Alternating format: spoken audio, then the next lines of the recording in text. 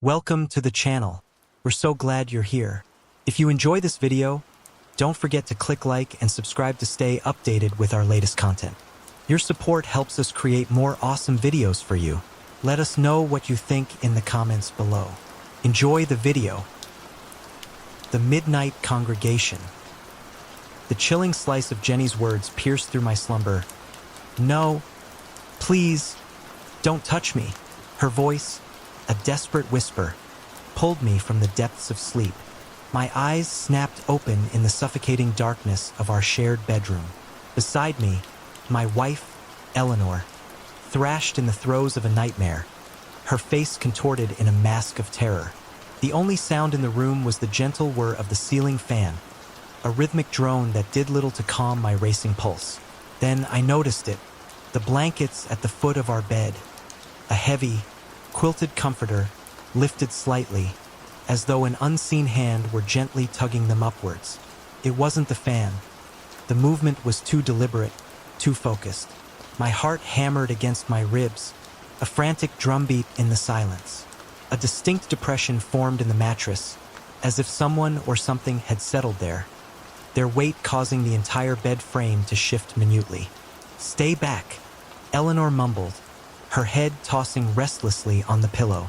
Her eyes remained closed, but her fingers, long and elegant, clenched the bedsheets with surprising strength. I felt a paralyzing fear grip me, a primal terror that rooted me to the spot. My throat constricted, as if an invisible hand were choking me.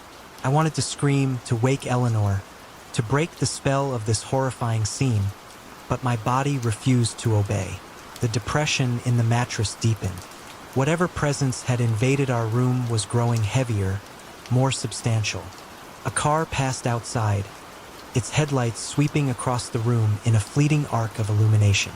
Through the slatted blinds, a shadow flickered at the foot of the bed, a darker patch of darkness where no shadow should exist.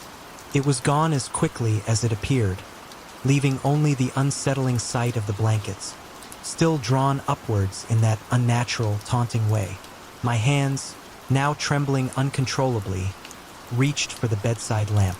I had to confirm what my terrified mind was screaming at me. But before my fingers could grasp the switch, Eleanor's body stiffened beside me, every muscle taut as a drawn bowstring. "Get out!" she cried out in her sleep, her voice transformed. The fear had been replaced by a chilling, authoritative anger. "This isn't your place. You need to leave." As if obeying her command, the depression on the mattress vanished. The blankets settled back into place, restoring a semblance of normalcy. But the temperature in the room plummeted. It was a sudden, shocking drop, so drastic that I could see my own breath clouding in the frigid air. Eleanor's eyes flew open. She sat up with a gasp, her gaze darting around the room before finally settling on my face. "Richard, what's wrong?" she asked, her voice still thick with sleep, but laced with a growing unease. "Your wife is a sheet," I whispered. The words were meant as a nervous joke, a way to deflect the terror that still clung to me. But as I recounted what I had witnessed, watching Eleanor's expression morph from confusion to dawning horror, the reality of the situation solidified.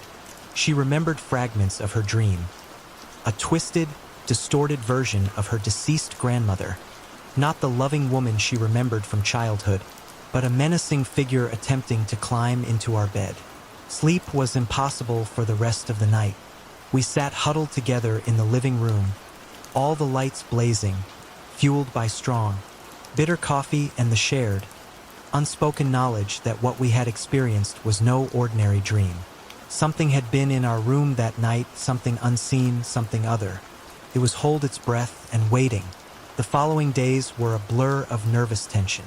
The nights were the worst, filled with a suffocating quiet that felt more menacing than any sound. It was as if the house itself was holding its breath, waiting. Eleanor, increasingly reliant on sleeping pills, tossed and turned, her face etched with a constant frown, even in slumber. She muttered in her sleep, fragmented phrases escaping her lips. "Cold, so cold," and "go away." evidence that the nightmares persisted despite the medication. Driven by a desperate need to regain control, I took action. I installed a motion-activated security camera at the foot of our bed, its infrared light a silent sentinel in the darkness. The first 2 nights, the camera's footage revealed nothing out of the ordinary, just the mundane stillness of our bedroom. But on the 3rd night, precisely at 3:47 a.m., the camera's infrared light flickered to life, triggered by movement. My heart pounded as I watched the playback. The blankets, our familiar, comforting comforter, were moving. They rose and fell, not in the random patterns of someone sleeping beneath them, but with a slow, deliberate rhythm, as if a large, unseen entity were breathing underneath. The temperature reading in the corner of the frame, normally a steady 72 degrees Fahrenheit, plummeted to a chilling 45 degrees in less than a minute. I chose not to show Eleanor the footage. Her fragile sleep was already fragmented enough. I couldn't bear to add another layer of fear to her already burdened mind. Instead, I immersed myself in research, devouring everything I could find on sleep paralysis, shared dreaming, and paranormal encounters. Most of it was useless, filled with pseudoscientific explanations and unsubstantiated anecdotes. But one account, buried deep in an obscure online forum, resonated with an unsettling familiarity. A woman in rural Oregon described an almost identical experience. It had begun after her mother's death, she wrote. A presence would sit on her bed every night at the same precise time. It never physically harmed her, but it exuded an aura of intense waiting, as if anticipating some unknown event. She had finally, desperately, sought the help of a local priest who had performed a blessing on her house. The presence, she claimed, had vanished after that. I was not a religious man. My upbringing had been secular, my worldview grounded in logic and reason. But desperation had a way of eroding even the most deeply held beliefs. I found myself dialing the numbers of local churches, my voice trembling as I explained my situation to a series of increasingly skeptical receptionists. Finally, I connected with Father Michael, an elderly priest with a kind voice and a surprisingly open mind. He listened patiently to my story, his silence punctuated only by the occasional, thoughtful Father Michael arrived at our house the next day, a small, unassuming man carrying a worn leather bag. He walked through each room with a quiet, deliberate pace, sprinkling holy water from a small silver vial and reciting prayers in Latin. His voice a low, resonant murmur. When he reached our bedroom, he paused at the foot of the bed. His hands, gnarled with age, trembled slightly as he made the sign of the cross.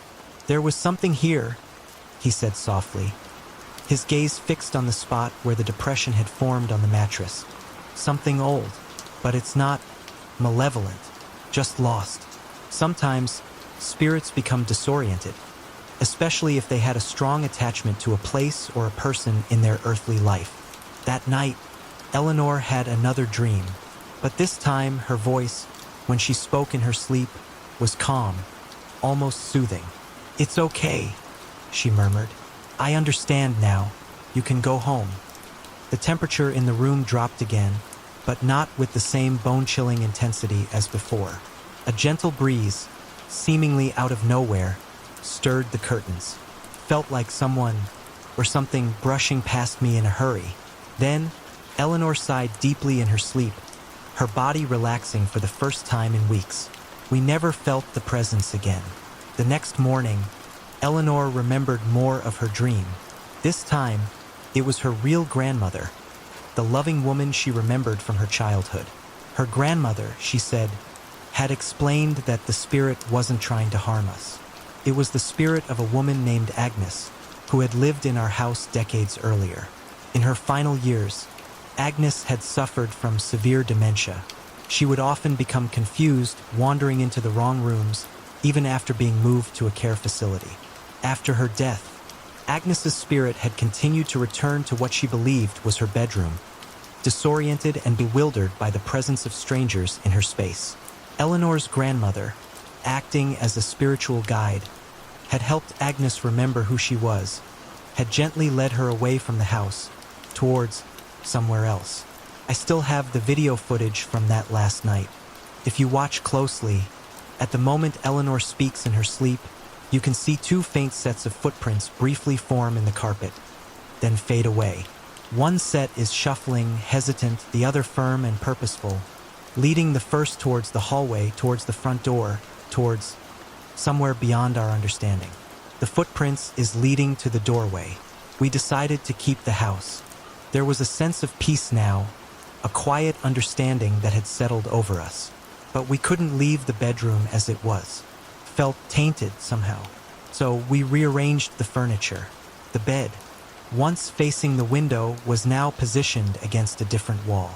We repainted the room, choosing a soft, calming shade of blue, a stark contrast to the previous, sterile white. It wasn't about trying to ward off spirits. We weren't afraid anymore. It was about reclaiming the space, making it truly ours. Sometimes, on particularly quiet nights, I'd find myself thinking about Agnes, the confused spirit who had once shared our room. I felt a pang of sympathy for her, a lost soul trapped in a loop of disorientation. And I felt a profound gratitude for Eleanor's grandmother, for her intercession, for her kindness in guiding Agnes towards peace. It would have been easy to frame this experience as a typical ghost story, to focus on the terror and uncertainty we had initially felt. But in the end, it wasn't a story about fear. It was a story about compassion, about empathy, about helping a lost soul find its way home. Eleanor's nightmares ceased completely. She slept soundly, her breathing deep and even. The foot of our bed remained undisturbed, a testament to the newfound tranquility in our room. But every now and then, when I'd wake up at precisely 3:47 a.m., I'd whisper a quiet thank you into the darkness, a silent acknowledgement of both grandmothers, the one who had helped and the one who had needed help. Then, I'd roll over and fall back asleep, secure in the knowledge that our room finally belonged only to us. The motion sensor camera remained in place. It continued its silent vigil, its red light blinking steadily in the corner of the room. It hadn't detected any unusual movement in months. The temperature remained stable, the air free of any unexplained chills. The only movements in our bedroom were the ordinary ones, the subtle shifting of blankets as we breathed, the occasional prowl of our two cats, Jasper and Luna, across the foot of the bed, the shadows cast by passing cars outside. Life had returned to normal, or as normal as it could be after experiencing something so profoundly inexplicable. We didn't speak about it often, Eleanor and I, but the memory remained, a shared secret that had subtly altered our perception of the world. How could it not? Some experiences, however brief, leave an indelible mark, a quiet understanding that there are forces, energies, dimensions beyond our everyday comprehension. I still woke up occasionally in the dead of night, my heart racing, remnants of half-remembered dreams clinging to the edges of my consciousness. But now, instead of fear, I felt a strange sense of peace, a quiet acceptance of the unknown. The foot of our bed was just the foot of our bed, no mysterious depressions, no unsettling movements. Eleanor, too, seemed to have found her peace. She told me she sometimes dreamed of her grandmother, but the dreams were comforting now. They'd sit together in a sun-drenched kitchen, sipping tea and talking about mundane, everyday things. When she woke up, she'd smile and squeeze my hand, a silent affirmation of the connection that had helped us navigate those strange, dark nights. We had learned to live with the memory, to integrate it into the fabric of our lives. We had accepted that there were things in this world we might never fully understand, but that acceptance didn't breed fear. It fostered a sense of wonder, a quiet respect for the mysteries that lie just beyond the veil of our perception. And perhaps most importantly, we had learned that even in the darkest, most terrifying moments, there was always a path back to the light, a way to find peace, even in the face of the inexplicable. The motion sensor camera, a relic of those unsettling weeks, remained. I thought about taking it down, dismantling it, storing it away in the attic. But I didn't. It served as a reminder, not of fear, but of resilience, of the strength we had found in each other, and of the unexpected kindness that had ultimately resolved our haunting. It reminded us that even in our most rational scientific moments, we should remain open to the possibility of the extraordinary, to the whispers of the unseen world. Our bedroom was different now. It was truly our space, filled with our memories, our life. The lingering confusion of Agnes's spirit was gone, replaced by the comfortable familiarity of our shared existence. And if, sometimes late at night, I thought I heard faint footsteps in the hallway, or felt a fleeting chill in the air, I didn't panic. I listened to Eleanor's steady breathing beside me, watched the moonlight paint patterns on our walls, and remembered that every story, even the strangest ones, eventually finds its resolution. Our ghost story, if you could even call it that, hadn't ended with terror or tragedy.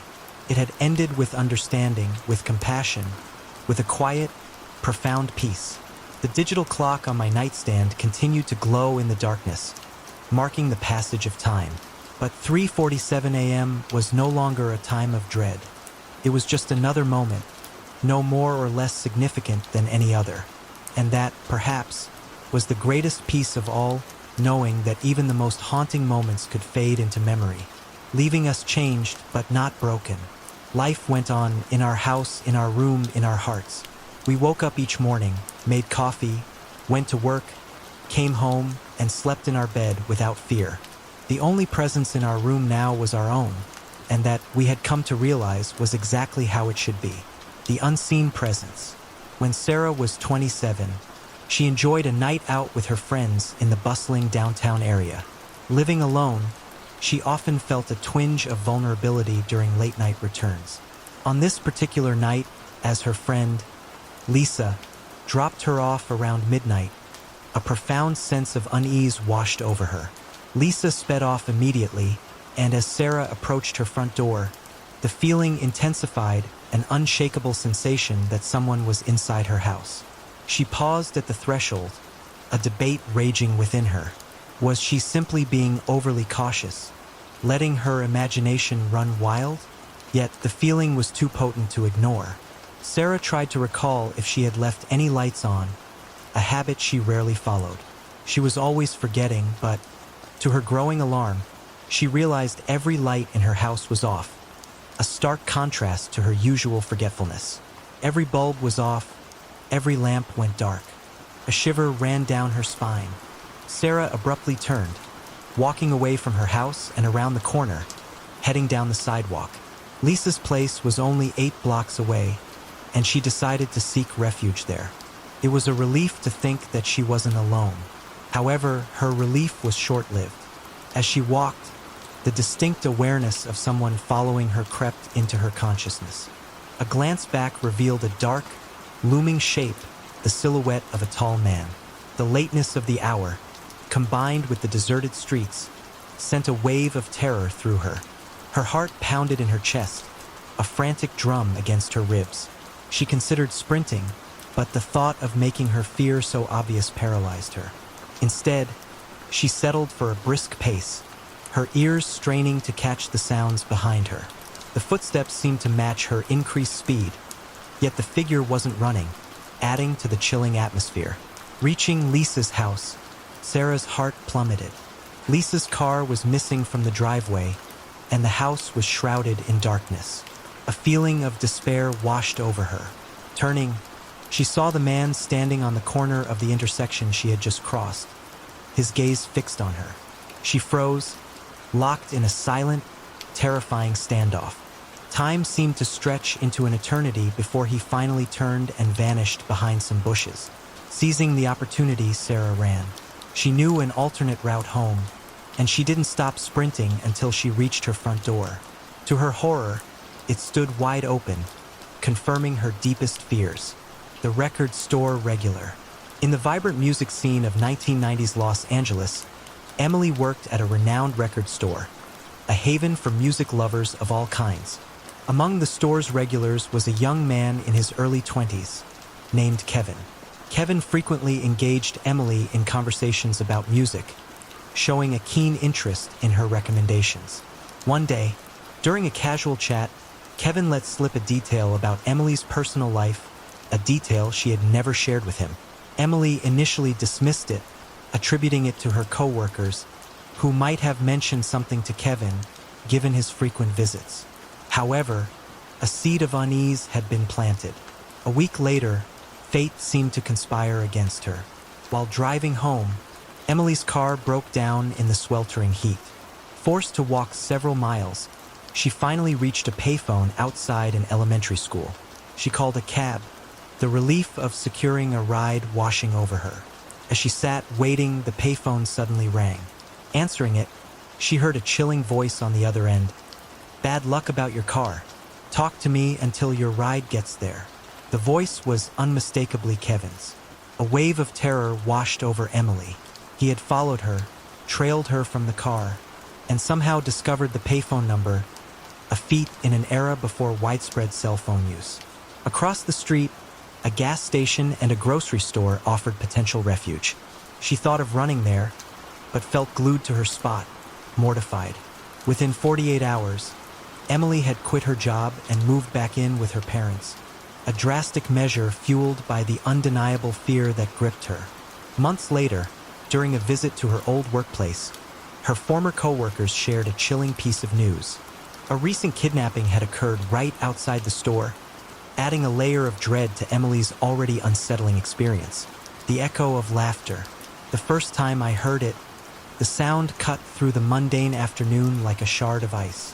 I was meticulously, as always, cleaning the kitchen cabinets in my small, isolated house on the outskirts of Bangor, Maine. My name is Arthur Finch, and I'd moved here 8 months prior, seeking solace and solitude after a messy, painful separation from my wife, Beatrice. Beatrice used to tease me, not unkindly, but persistently, about my obsessive need for order. The house, after the divorce, felt cavernously empty, the silence punctuated only by the ticking of the grandfather clock in the hallway and the distant cry of gulls.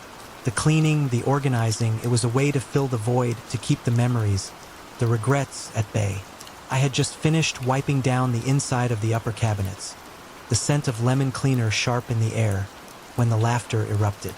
It wasn't joyful, light-hearted laughter. It was wrong, deep, guttural, and somehow wet. It sounded as if it were coming from the detached garage, connected to the house by a covered breezeway. The previous owner, a retired carpenter named Mr. Abernathy, had used it as a workshop. My hand froze on the cabinet door, my heart leaping into my throat. No one should have been in the garage. I lived alone. My nearest neighbor, a Mrs. O'Connell, lived a good half-mile down the winding, tree-lined road. The laughter came again, louder this time, more prolonged. It built into a horrifying, gurgling chuckle, like someone choking while simultaneously trying to force out a laugh. A wave of nausea washed over me. It was a liquid sound, a sound that spoke of something deeply, fundamentally wrong. I grabbed the baseball bat I kept leaning against the refrigerator, a relic from my college days, more for comfort than actual security. The weight of it in my hand felt strangely reassuring. My heart hammered against my ribs, a frantic tattoo against the silence of the house. "Who's there?" I called out, trying to inject a note of authority into my voice, which trembled betrayingly. "I'm armed." "And I've called the police." The lie was instinctive, a desperate attempt to project strength I didn't feel. The laughter abruptly ceased. I stood there, counting my breaths, the silence pressing in on me. My hand, slick with sweat, tightened around the bat handle. Slowly, cautiously, I approached the door leading to the breezeway. I turned the knob, the metallic click echoing in the quiet kitchen, and yanked the door open, bat raised, ready to strike. The garage was empty. Sunlight streamed through the dusty windows, illuminating the workbench, the neatly hung tools, the stacks of boxes containing holiday decorations, remnants of a life I hadn't yet fully unpacked. Nothing was disturbed. No footprints marred the layer of dust on the concrete floor. No sign of anyone having been there. I checked behind every box under the workbench, inside the small storage closet. Nothing. The side door, leading to the overgrown backyard, was still securely locked from the inside. The windows were sealed shut. Must be hearing things, I muttered, lowering the bat. A wave of shame washing over me. Working too hard. I went back inside, double-checking the locks on all the doors and windows, a ritual I performed with almost religious fervor every night. But the sound, that horrible, wet laughter, lingered in my mind, a discordant note that refused to fade. The rest of the day passed uneventfully. I finished cleaning the kitchen, cooked a solitary dinner, and watched a mindless television show, trying to distract myself. By bedtime, I had almost convinced myself that I had imagined the whole episode. Stress, isolation, the echoes of a broken marriage. They could play tricks on the mind, couldn't they? Sleep came eventually, a fitful, shallow slumber. But it didn't last. At precisely 2:07 a.m., the sound ripped me from sleep. The same laughter, but closer now, much closer. It was coming from the hallway, right outside my bedroom door. My body went rigid beneath the covers. Sweat beaded on my forehead, despite the cool air circulating from the ceiling fan. The laughter came again, wet and gurgling, laced with a chilling amusement that sent shivers down my spine. It was as if someone or something was drowning in their own mirth, a horrifying, grotesque parody of joy.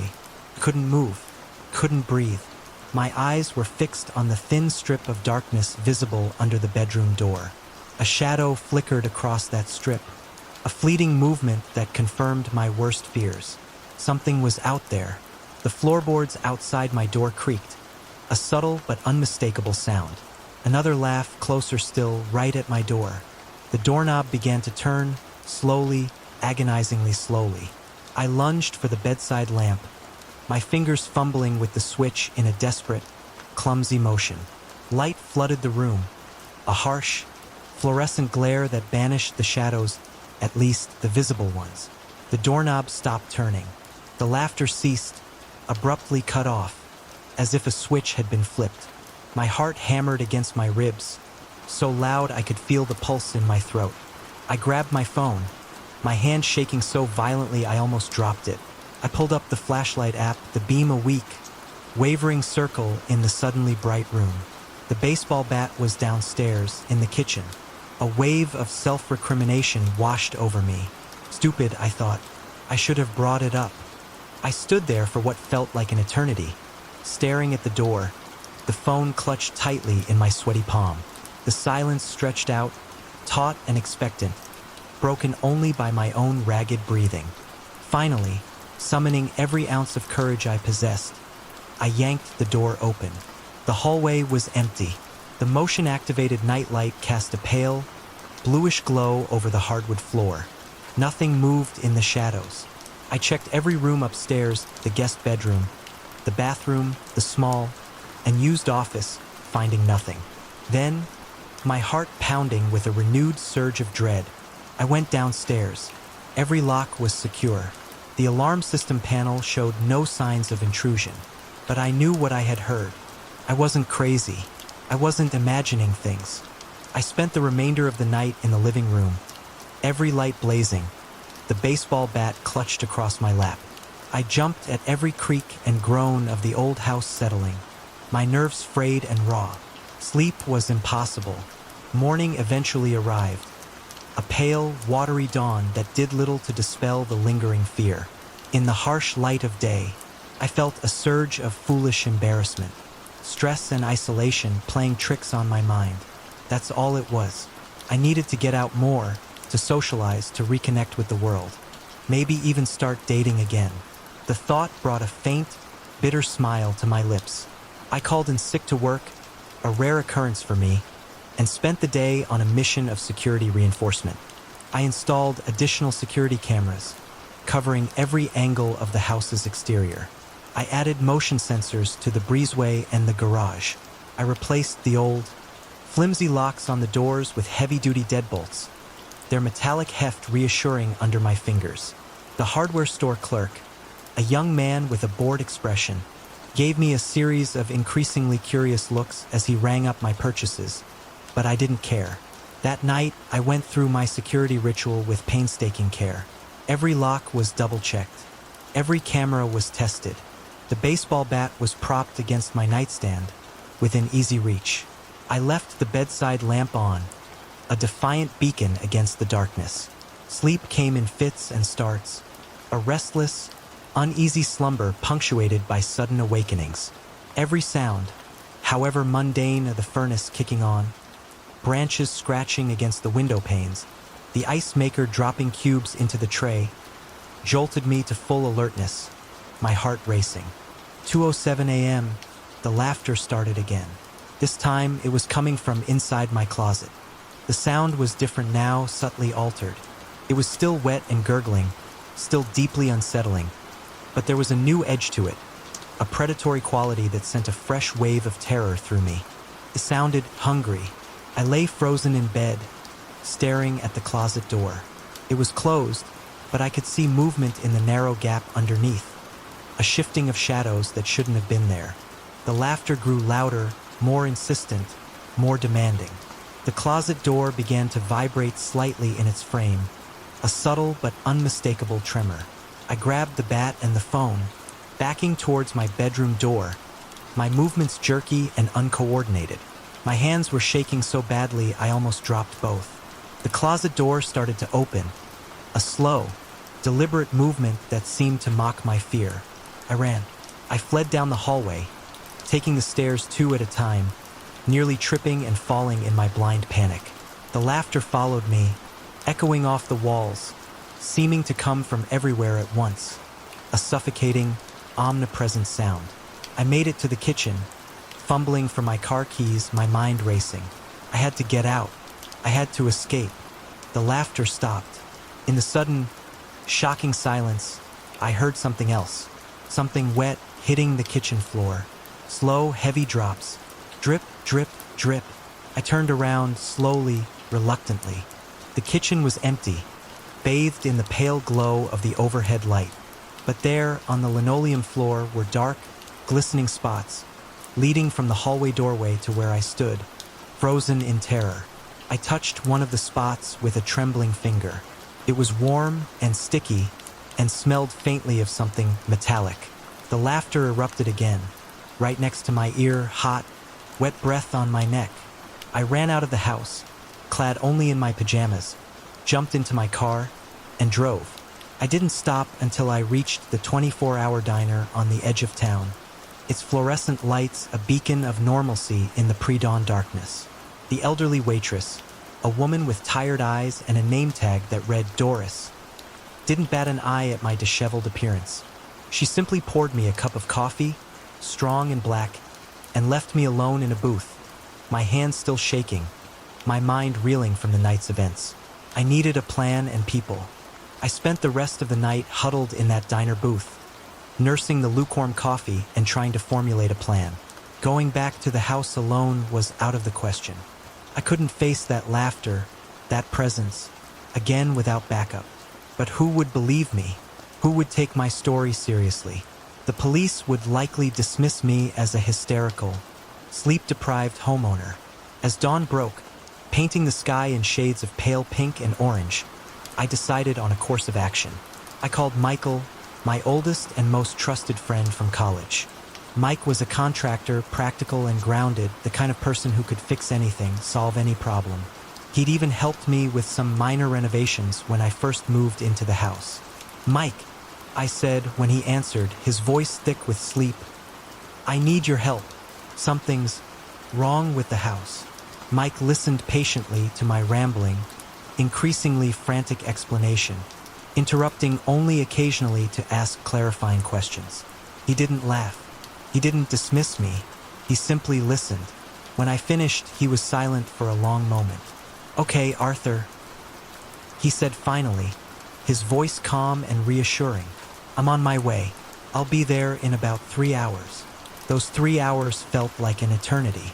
I paced the diner parking lot, replaying the night's events in my head, each replay amplifying my fear and confusion. Mike arrived just before noon, his truck pulling into the driveway with a reassuring crunch of gravel. He stepped out, tall and solid, his presence a welcome anchor in my swirling chaos. "All right, buddy," he said, clapping me on the shoulder. Let's take a look. We spent the next several hours conducting a thorough, meticulous inspection of the house. We checked every room, every closet, every crawl space. We examined the attic, the basement, even the garage. We found absolutely nothing. No signs of forced entry, no evidence of intruders, no explanation for the laughter, the wet footprints, the shifting shadows. Could be raccoons in the walls? Mike suggested, his brow furrowed in concentration. They can make some pretty weird noises. I didn't argue. How could I explain the feeling of that presence? The wet breath on my neck, the sense of something utterly wrong? Raccoons didn't explain that. Mike, sensing my lingering unease, agreed to stay for a few days just to be sure. We set up makeshift beds in the living room, safety in numbers, a shared vigil against the unknown. The first night passed quietly. So did the second. I started to relax, to hope that whatever had been haunting the house had moved on. Maybe Mike's presence had scared it away. Maybe it had all been a figment of my stressed-out imagination. Then, on the third night, at precisely 2:07 a.m., the laughter started again. It woke us both. Mike sat up on his cot, his eyes wide, his expression a mixture of confusion and alarm. "What the hell is that?" he whispered. The sound was coming from the kitchen, that horrible, wet, gurgling laugh echoing through the silent house. "You hear it too?" I whispered back, a surge of relief washing over me. I wasn't crazy.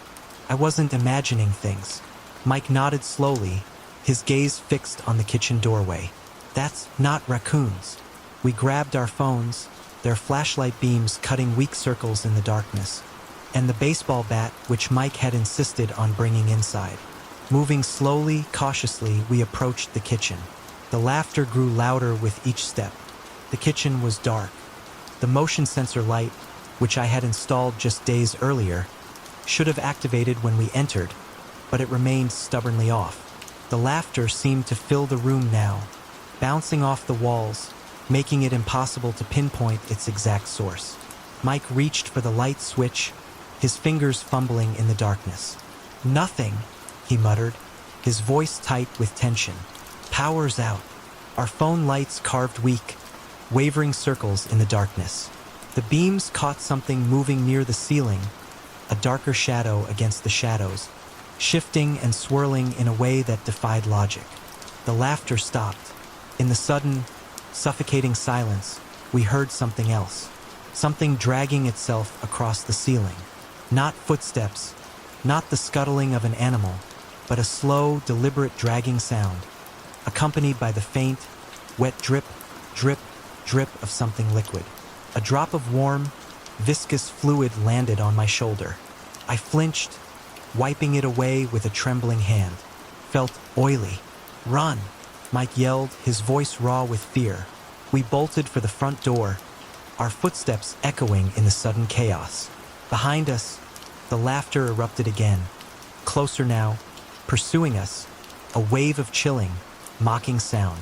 We didn't stop running until we reached Mike's truck, its engine roaring to life, tires spitting gravel as we peeled out of the driveway.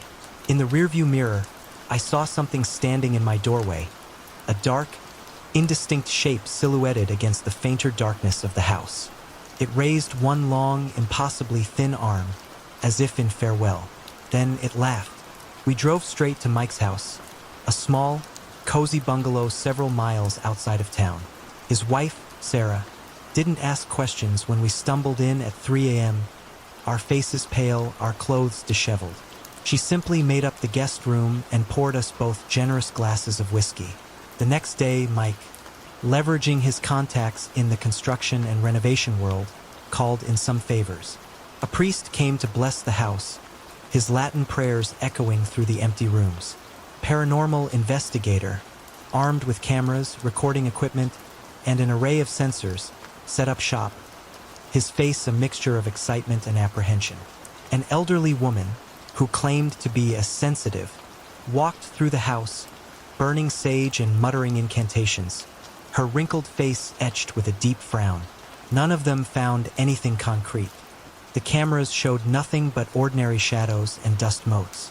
The recordings picked up no ghostly voices, no unexplained sounds.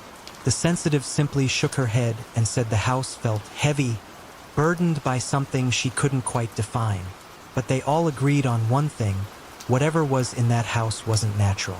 I put the house up for sale the next day. I couldn't face going back there, not even to retrieve my belongings. Let someone else deal with that thing.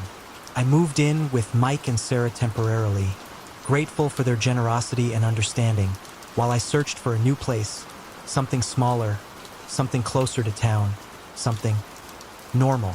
The realtor, a brisk, no-nonsense woman named MS Peterson, called a week later, her voice laced with frustration. "Mr. Finch," she said, "we're having some trouble. There's been no interest in the property." "No interest?" I echoed, confused. "But it's a good house in a decent location. The price is competitive." "It's not the price, Mr. Finch," Miss Peterson interrupted. "The house has a reputation. Stories are circulating about strange noises, wet footprints, mysterious laughter, things like that." My stomach sank. The thing in the house, whatever it was, had somehow managed to taint the property, to spread its influence beyond the walls. So here I am, stuck. I'm trapped with a house I can't sell, a house I can't even bring myself to visit. I drive by sometimes, always during daylight hours, always from a safe distance. From the outside, it looks perfectly ordinary. Just another aging New England home, in need of some minor repairs and a fresh coat of paint. But sometimes, when I drive past at night, I see lights flickering inside, even though I know the power has been shut off. And once, just once, I heard that familiar, wet laugh floating on the night air, a chilling reminder of what lurks within those walls. I keep driving now. I don't slow down. I don't look. But sometimes, in my dreams, I'm back in that kitchen, watching dark, viscous drops fall from the ceiling, listening to that horrible laughter getting closer and closer. And sometimes, on very quiet nights, I wake up at precisely 2:07 a.m., my body drenched in cold sweat, straining my ears, half expecting to hear that sound again, echoing through the silence of my new apartment. So far, it hasn't found me, but I keep the baseball bat next to my bed, just in case. And I never, ever laugh at night anymore.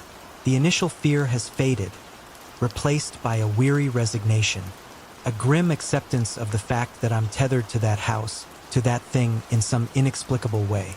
I've tried to rationalize it, to explain it away, but the memories are too vivid, too visceral. The wet footprints, the dragging sound, the laughter, they're etched into my mind, a permanent scar on my psyche. I've started seeing a therapist, Dr. Albright, a kind, empathetic woman who specializes in trauma. I haven't told her the full story, of course. I've framed it as a series of stress-induced hallucinations, a manifestation of my anxieties surrounding the divorce and the move. She nods and listens and offers coping mechanisms, but I can see the doubt in her eyes. Mike and Sarah have been incredibly supportive, but even they don't fully understand. They've seen the fear in my eyes, they've heard the tremor in my voice, but they haven't experienced the thing firsthand. They haven't felt that chilling presence, that sense of something fundamentally wrong. I've continued my research sporadically, driven by a need to understand, to find some explanation, however improbable. I've delved into local history, folklore, paranormal accounts, anything that might shed light on what I encountered. I found nothing definitive, just fragments of stories, whispers of unexplained phenomena, hints of something dark and ancient lurking beneath the surface of this seemingly ordinary New England town. One recurring theme in my research is the concept of thin places, locations where the veil between our world and something else is thinner, more permeable. Places where the boundaries blur, where the past and the present, the living and the other, can intersect. Could my house be one of those places? Could that thing be something that has seeped through from another dimension, another reality? The thought is terrifying, but it's also strangely compelling. It offers a framework, however flimsy, for understanding the impossible. My car, the one I drove away from the house that night, has been acting strangely lately. The engine makes odd noises, not the usual mechanical sounds, but something different. Something that, on quiet nights, sounds almost like footsteps. Footsteps walking downstairs. And sometimes at 2:07 a.m. it sounds a bit like laughter. The Watcher in the Woods. David sought solace and solitude in a remote cabin nestled at the end of a dirt road in central New Hampshire. The area was known for its reclusive residents, people who valued their privacy above all else. The nearest neighbors were a quarter of a mile away, a distance that usually ensured quiet tranquility. David's cabin was a haven, visited only by the occasional curious animal, bears on the porch, deer in the yard, the usual wildlife encounters. Human visitors were a rarity. One crisp spring morning, as David prepared to leave for work, he noticed something unusual. A late frost had coated the rear window of his truck, and upon closer inspection, he saw a message scrawled in the icy film. "I watch you." The words, clearly written with a finger, sent a chill down his spine. The remainder of his time in the cabin was filled with an underlying sense of unease, a constant awareness of being observed. While he never encountered any further tangible evidence of a human intruder, the chilling message lingered, a constant reminder of the potential threat lurking in the surrounding woods. The idyllic solitude he had sought was now tainted by an unshakable feeling of vulnerability. He started making plans to live elsewhere. The tapping neighbor, Jessica, living alone in her secluded house, had developed a temporary habit that would soon prove to be a source of terror. Having not yet installed a cat door, she had taken to leaving the back sliding door slightly ajar for her cat, Midnight, to come and go. A piece of wood or a baseball bat usually blocked the door, limiting the opening to a mere 6 inches, a seemingly safe measure, given the long driveway and fenced backyard. One stiflingly hot and muggy night, Jessica fell asleep while watching a movie, forgetting to secure the sliding door with the usual barrier. A slightly open curtain allowed a welcome breeze to circulate through the room. Within an hour, a persistent, repetitive tapping at the window jolted her awake. Trying to maintain the pretense of sleep, she cautiously peeked, hoping to see a branch swaying against the glass. Instead, she saw a man standing outside, his gaze fixed on her through the window. The realization that the sliding door, a mere 6 feet away, was unsecured sent a wave of panic through her. A dilemma presented itself. Confront the man and try to bluff her way into locking the door, or continue feigning sleep and risk him discovering the unlocked entrance. The tapping continued, relentless and unnerving, after what felt like an eternity, but was likely only 10 minutes. Jessica decided to act. She rose, making her way towards the back door. The man, her neighbor, Mr. Peterson, stopped tapping and met her there. Just before Jessica could slam the door shut, he uttered a chillingly casual question. "What are you watching?" Startled, she responded, Inkheart. Can I join you?" "No," Jessica firmly replied, shutting the door and peering through the window to watch him walk away. That night marked the end of her open-door habit and the beginning of a heightened sense of caution. She would never leave the door unlocked again. The death rattle. 7-year-old Olivia was home sick from school, battling a nasty cold or flu. Her parents, both at work, had arranged for her grandmother, Eleanor, a spry woman nearing 80, to keep her company. Olivia was resting in bed, while Eleanor was somewhere else in the spacious house. Suddenly, the cleaning lady, Mrs. Davison, entered Olivia's bedroom. She sat down heavily on the chair by Olivia's desk, her breathing labored and ragged. Mrs. Davison managed a weak, "Are you feeling any better, dear?" before collapsing sideways onto the desk, her head hitting the surface with a sickening thud. She ended up sprawled awkwardly beneath the table, her head twisted at an unnatural angle. Terror gripped Olivia. She waited, frozen, for a moment or two before cautiously approaching the motionless figure. Just as she neared, She heard a sound she would later learn was called the death rattle, a gurgling, choking noise that emanated from deep within Mrs. Davison's chest. A small amount of vomit escaped her lips. Olivia, panicked and overwhelmed, ran to find her grandmother. Eleanor, upon seeing the scene, swiftly ushered Olivia to a neighbor's house, where she remained until the end of the day, shielded from the grim reality unfolding within her own home. Olivia knew, with a child's intuition, that Mrs. Davison had died.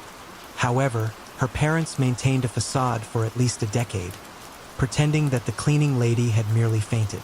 The event left an indelible scar on Olivia's young mind, prompting a swift move from that bedroom. Her younger brother, too young to comprehend the tragedy, inherited the room. But for Olivia, the image of Mrs. Davison's awkward fall and the disturbing sounds she made remained vivid and haunting, a chilling memory etched forever in her mind. The sights and smells still haunted her to this day. The tapping on the window. Years ago, young Michael's parents made a significant renovation to their home, converting the garage into an expansive playroom. This became the central hub for family entertainment, a space filled with games and laughter. At the age of 10, Michael found himself home alone for only the second or third time, his siblings away for various reasons. Naturally, he reveled in the freedom, staying up late into the night, immersed in the world of PlayStation 2. As the night wore on, a subtle tapping sound began to intrude upon his gaming. Initially, he dismissed it as part of the game's soundtrack, but it persisted, a rhythmic drumming of fingers, 1, 2, 3, 4. 1, 2, 3, for relentlessly repeating. The sound grew more noticeable when the doorknob rattled, and the tapping shifted to the door itself, amplifying its intensity. Fear gripped Michael. He stealthily approached the door, double-checking the locks. To his dismay, both were unlocked, although the door had a tendency to jam, making it difficult to open without deliberate effort.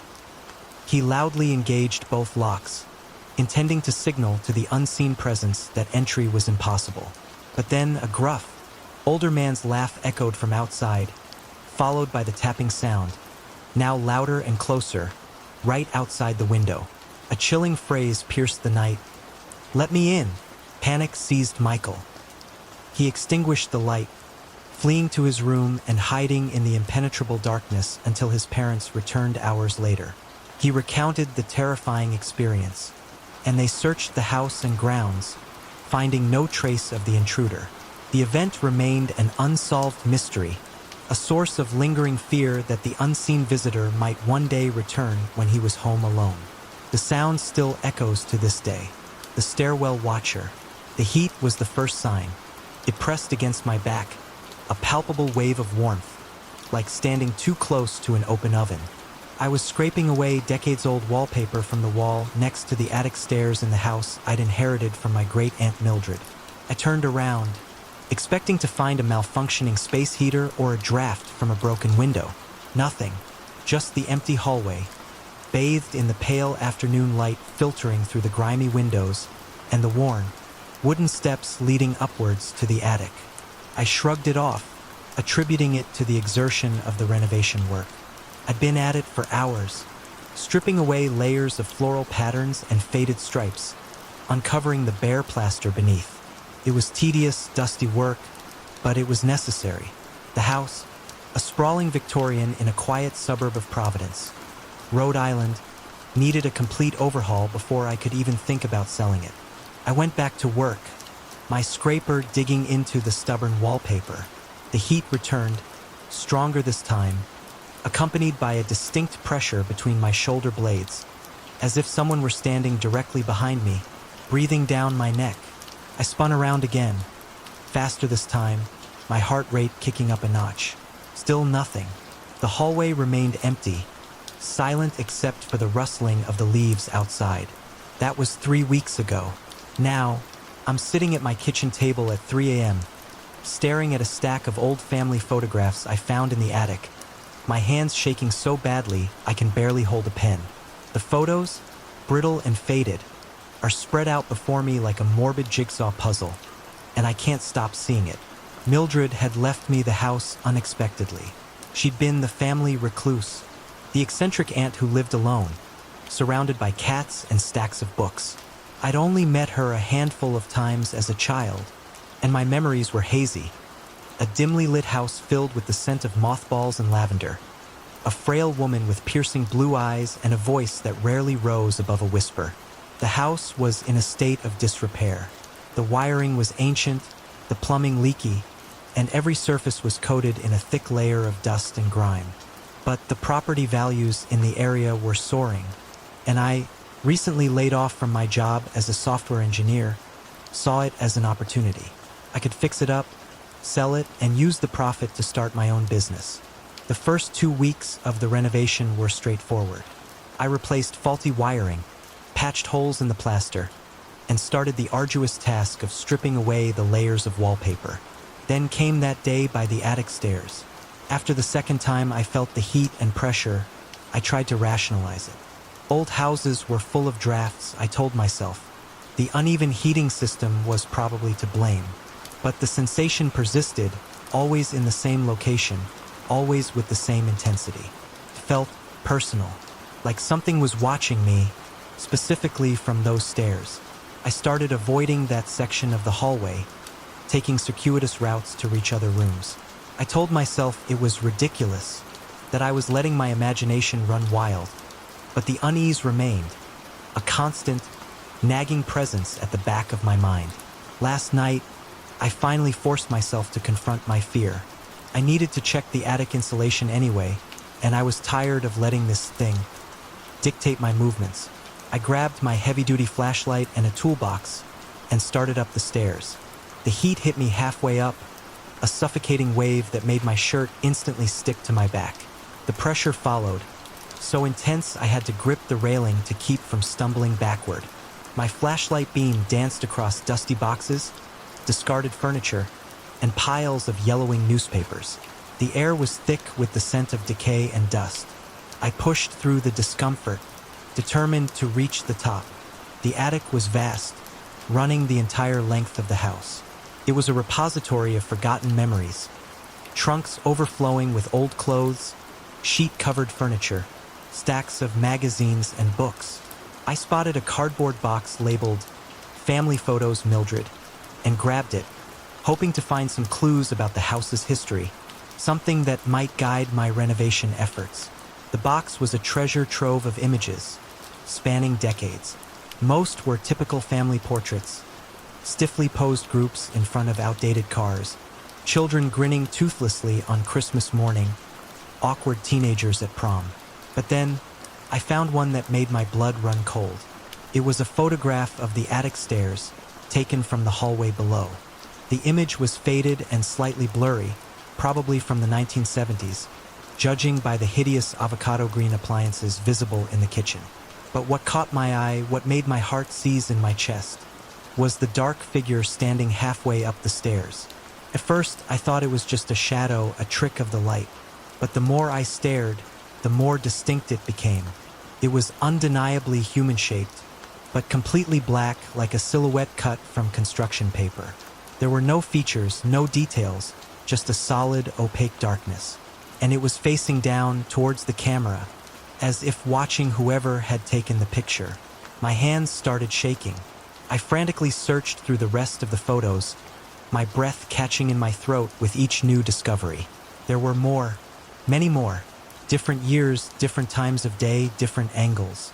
But in every single photograph of those stairs, the dark figure was there. Always in the same spot, always facing down.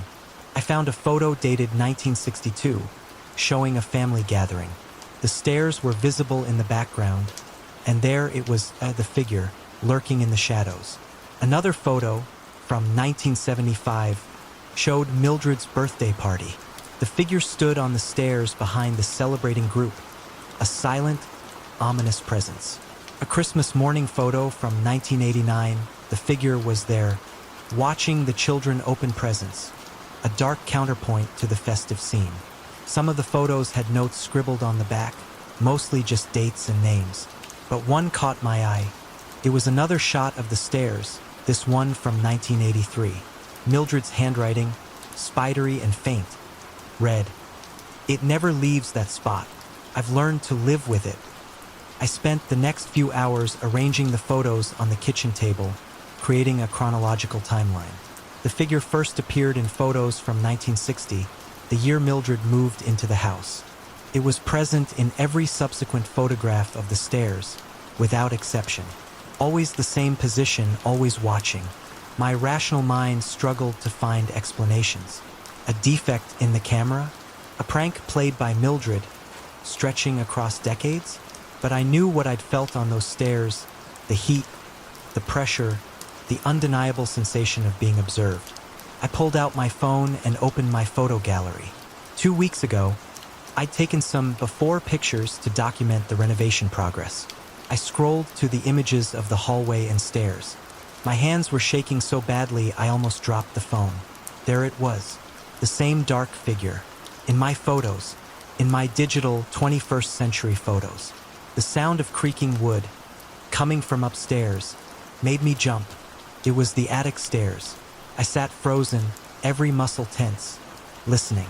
The creaking came again, a slow, deliberate sound, like someone shifting their weight on old, worn boards. The kitchen, which had felt relatively normal just moments before, suddenly seemed too exposed, too vulnerable. I grabbed the stack of photos and my phone and retreated to my bedroom, locking the door behind me. I even shoved a heavy chair under the doorknob, a futile but instinctive gesture of defense. That was 4 hours ago. I haven't heard any more noises, but I can't bring myself to leave the room. I keep staring at the photos, spread out across my bed like a macabre deck of cards, trying to make sense of them, trying to understand what has been watching me from those attic stairs. The oldest photos, the ones from before Mildred moved in, show the house in its original state, a Grand Victorian, newly built in the 1920s. There's no figure on the stairs in those images, nothing unusual at all. But something changed in 1960. What happened that year? What brought that thing here?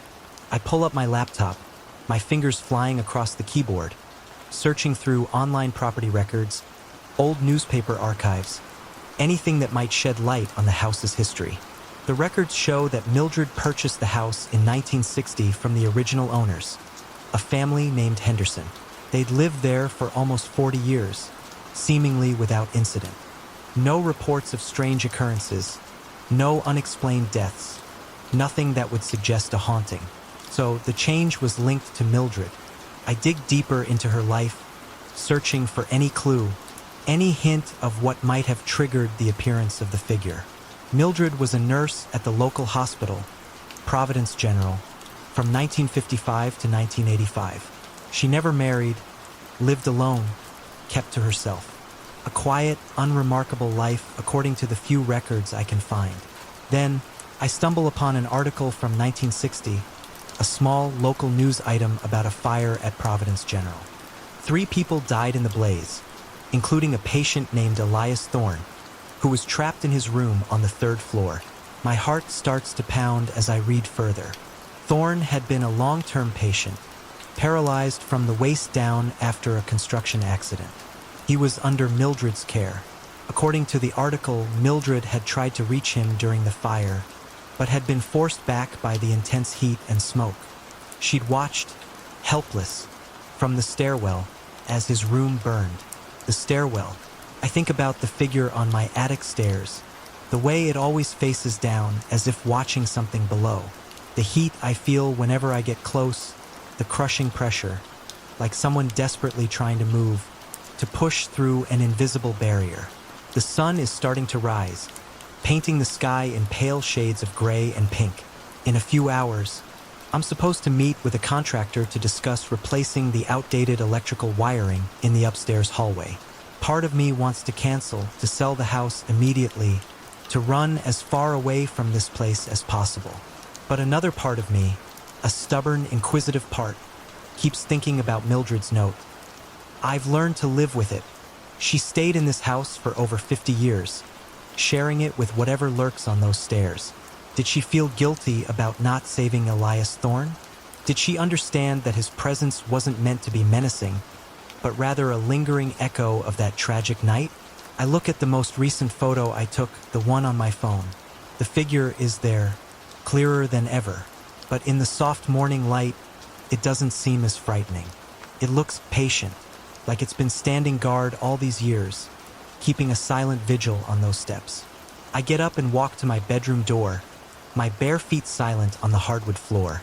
I can hear the house settling, the usual creaks and groans of old wood. But now there's something else, a subtle presence I hadn't noticed before. Not fear exactly, but awareness, acknowledgement. I unlock the door and step into the hallway. The attic stairs are visible at the end, bathed in the soft morning light. I take a deep breath and start walking towards them. The heat begins almost immediately, but I don't flinch. I don't fight it. I let it wash over me. The pressure builds between my shoulder blades, a heavy, familiar weight. I let it come. I stop at the bottom of the stairs and look up. I can't see anything unusual, but I know it's there. Watching. Waiting. Good morning, I say quietly, feeling slightly ridiculous talking to an empty staircase. I'm going to be working on the wiring today. I hope that's okay. The pressure on my back eases, subtly but perceptibly. The heat softens, becoming a gentle warmth, like sunlight through a window. I take that as a yes. I've been in this house for 6 months now. The renovation is almost complete, but I'm not sure I want to sell anymore. There's something about this place, about the presence that shares it with me. Maybe that's why Mildred left it to me, a distant relative she barely knew. Maybe she knew I'd understand eventually. I head to the kitchen to make coffee, already planning my work for the day. The stairs creak behind me, but I don't turn around. Some things I'm learning are better left unobserved. Some presences are meant to be felt, not seen. The figure will be there when I pass the stairs again, standing its eternal watch. The heat will come and the pressure, and I'll know I'm not alone in this house. It's not exactly comfort, but it's something close to it. A shared vigil, a quiet understanding. I pour my coffee and look out the kitchen window at the rising sun. In a few hours, the contractor will arrive, and I'll have to explain why we need to work around the attic stairs, why that section of the hallway needs to stay exactly as it is. I'm not sure what I'll say. How do you explain sharing your house with a shadow? But that's a problem for later. For now, I sit with my coffee and listen to the old house wake up around me. Somewhere above, on the attic stairs, my unusual housemate keeps its watch. The morning light streams through the windows, and I feel the familiar warmth on my back, constant as a heartbeat, steady as time itself. My hands are still shaking as I type this. I need to get it down while it's fresh in my mind, while I can still remember every detail. It's a way of processing, of making sense of something that defies logic. I'm not sure what the future holds for me and this house, for me and the stairwell watcher. But I know one thing. I'm not afraid anymore. I'm curious. And maybe, just maybe, that's enough. The contractor is here. Time to get to work. The screaming door.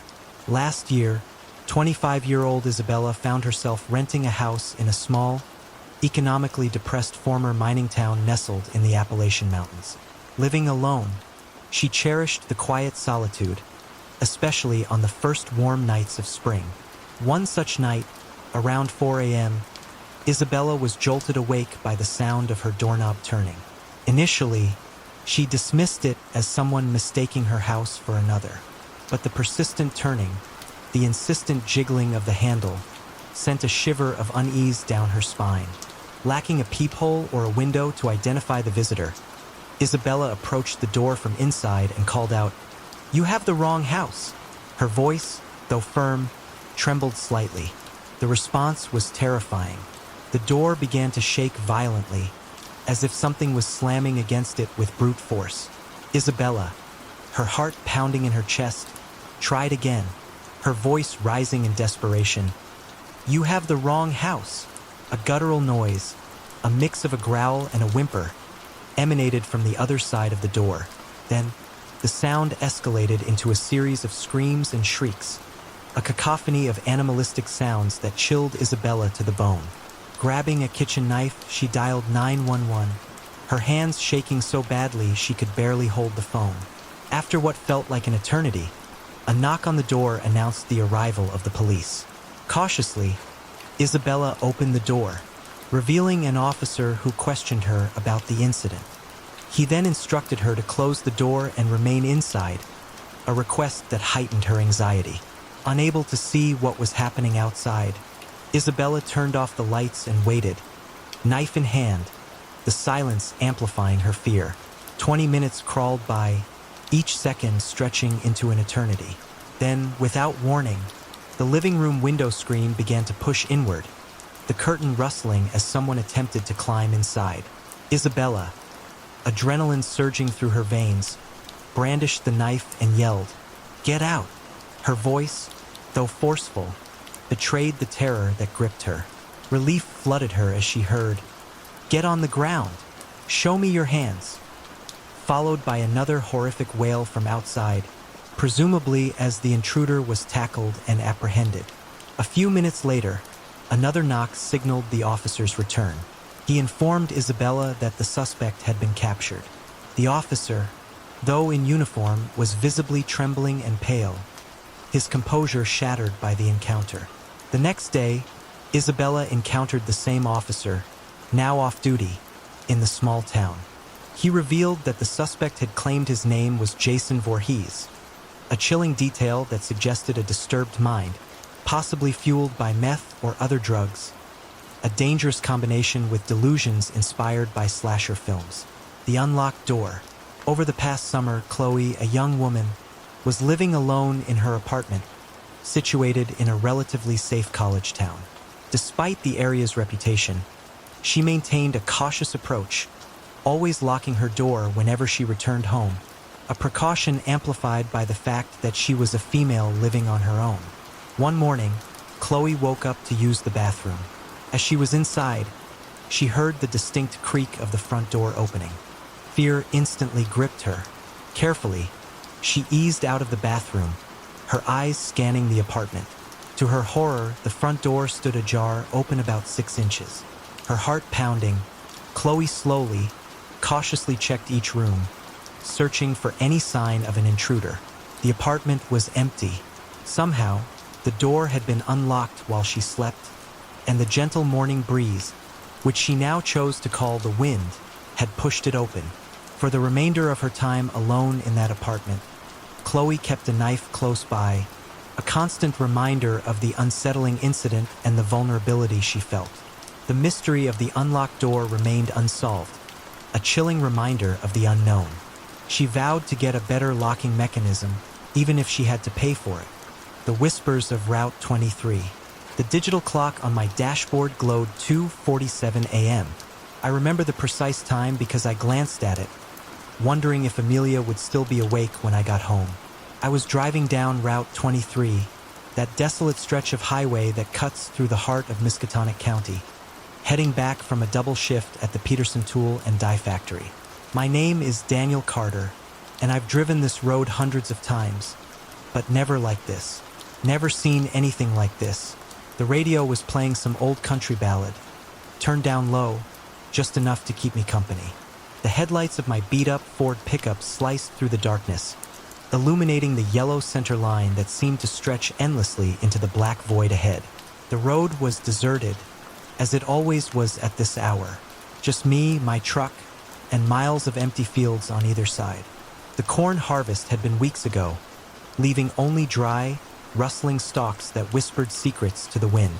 The moon was full and bright, hanging high in the sky like a silver coin, casting everything in that eerie, ethereal light that makes familiar landscapes seem alien. I first noticed something was wrong when my truck's temperature gauge started to plummet. It had been a relatively mild night, maybe 50 degrees Fahrenheit, but suddenly the digital readout showed 42, then 38, then 34. My breath started fogging in front of my face. The heater was blasting, but it felt like someone had rolled down all the windows. That's when I saw it. In my peripheral vision, out of the corner of my eye, something was moving alongside the road, keeping perfect pace with my truck. I was doing about 55 miles per hour, but whatever it was, it matched my speed effortlessly. first, I dismissed it as a trick of the light, a shadow playing games in the moonlight. Maybe a deer, running parallel to the highway. But deer don't run that fast, and they definitely don't run like that. I slowed down, cautiously, trying to get a better look. The figure slowed too, staying perfectly aligned with my passenger side window, a silent, unwavering companion. It was running on two legs. That much was clear, but the movement was wrong. The stride was too long, too fluid, too graceful for anything human. It was like watching someone move underwater, except at highway speed. My headlights caught it fully when I swerved slightly to the right, a desperate attempt to illuminate the impossible. The figure was tall, maybe 7 feet, but impossibly thin, almost skeletal. Its skin, in the harsh glare of the headlights, looked gray, but not like human skin. More like wet clay or polished rubber. It wore no clothes, had no hair, just that smooth, uniform surface, reflecting the light in a way that made my stomach churn. Its arms were what disturbed me the most. They were too long, hanging down past where knees should have been, and they didn't swing as it ran. They just trailed behind it, like ribbons in the wind, limp and lifeless. The head was the worst part. It was elongated, stretched back, as if it were being pulled by some invisible force. Where a face should have been, there was just nothing. Smooth, featureless gray. No eyes, no mouth, no nose. Just that blank, stretched surface, turned towards me, watching me as it ran. I slammed my foot on the accelerator. The engine roared, and my truck lurched forward, straining against the sudden demand. 60 miles per hour, 65, 70. The figure kept pace. Its legs moved in that impossible, fluid motion, a grotesque ballet of speed and silence. At 75 miles per hour, it started to fall behind, but only slightly. That's when it did something I'll never forget. Something that still haunts my waking moments and invades my dreams. Turned its head, that smooth, featureless head, a full 180 degrees, to face me directly, while still running forward. And then, in a single, impossible instant, without slowing down, without turning its body, it veered sharply to the right and disappeared into the dense woods that lined that stretch of road. I slammed on the brakes, my tires screaming in protest, leaving long, black streaks on the asphalt. I don't know why I stopped. Maybe some primal instinct, some desperate need to confirm what I just witnessed, to prove to myself that it wasn't just a hallucination. The truck shuddered to a halt. I sat there, engine idling, hands gripping the steering wheel so tightly my knuckles were white. The temperature gauge started to climb back up, slowly but steadily. 35, 37, 39. My breath stopped fogging. The night seemed normal again except for one thing. Where the figure had turned into the woods, there were marks on the road. Not footprints, not exactly. They were impressions, depressions in the asphalt, as if someone had taken a hot iron and pressed it into the surface, leaving perfect, oval shapes in a line, leading straight into the trees. I got out of the truck, my legs shaky, my heart still pounding. I had to see them up close. The marks were about 18 inches long and 10 inches wide. They were deep, maybe 2 inches into the solid asphalt. And the edges were smooth, perfectly formed, as if they'd been molded. I touched one cautiously.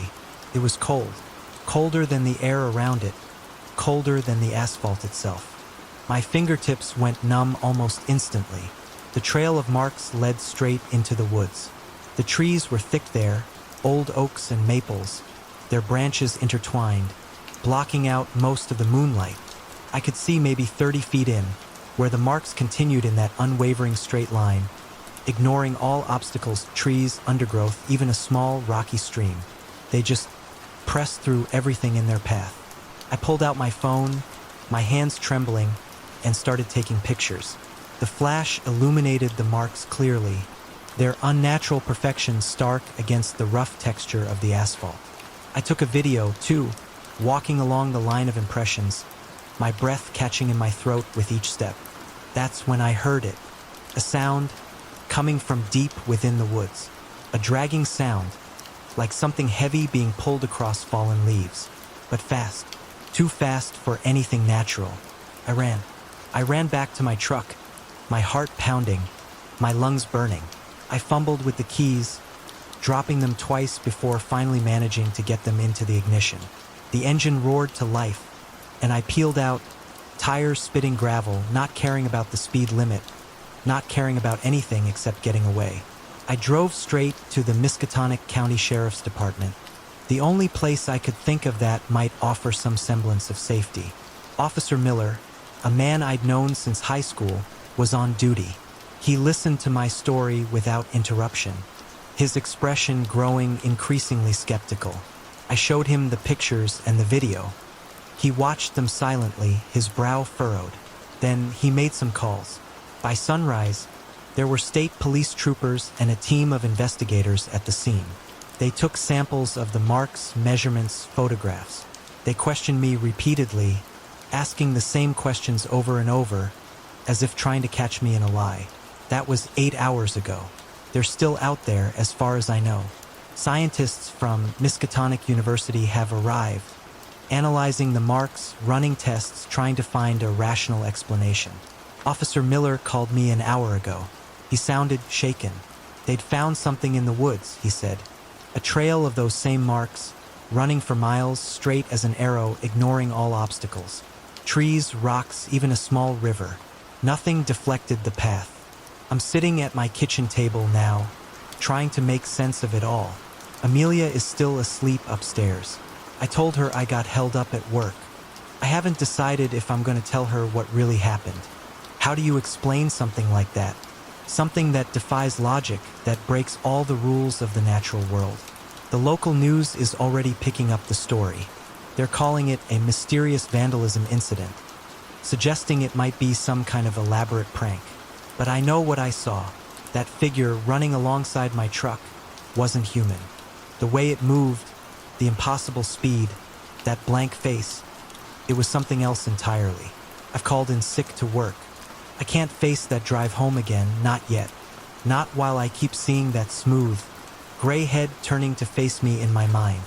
Not while I remember the way it just changed direction, defying physics, defying everything I thought I knew about how things move in this world. The police want me to come in later today to make a formal statement. They're bringing in some experts from out of state, people who supposedly deal with unusual phenomena. I don't know what to tell them. How do you describe something that shouldn't be possible? I keep checking my phone, looking at the pictures and videos. They're still there, still clear, still undeniably real.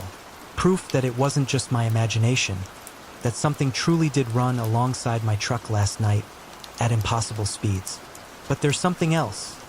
Something I noticed when I was reviewing the videos earlier. In one of them, when I was filming the marks leading into the woods, there's a single frame, just one, where something moves in the background. It's blurry, obscured by darkness, but I can make out that same elongated head, turned at that impossible angle, facing directly at the camera, from between two trees. I've tried to convince myself it's just a shadow, a trick of the light, a glitch in the recording. But I know what I saw, and I know it saw me. Whatever that thing was, it was aware. It knew I was watching it, and for some reason, it wanted me to see it turn into those woods.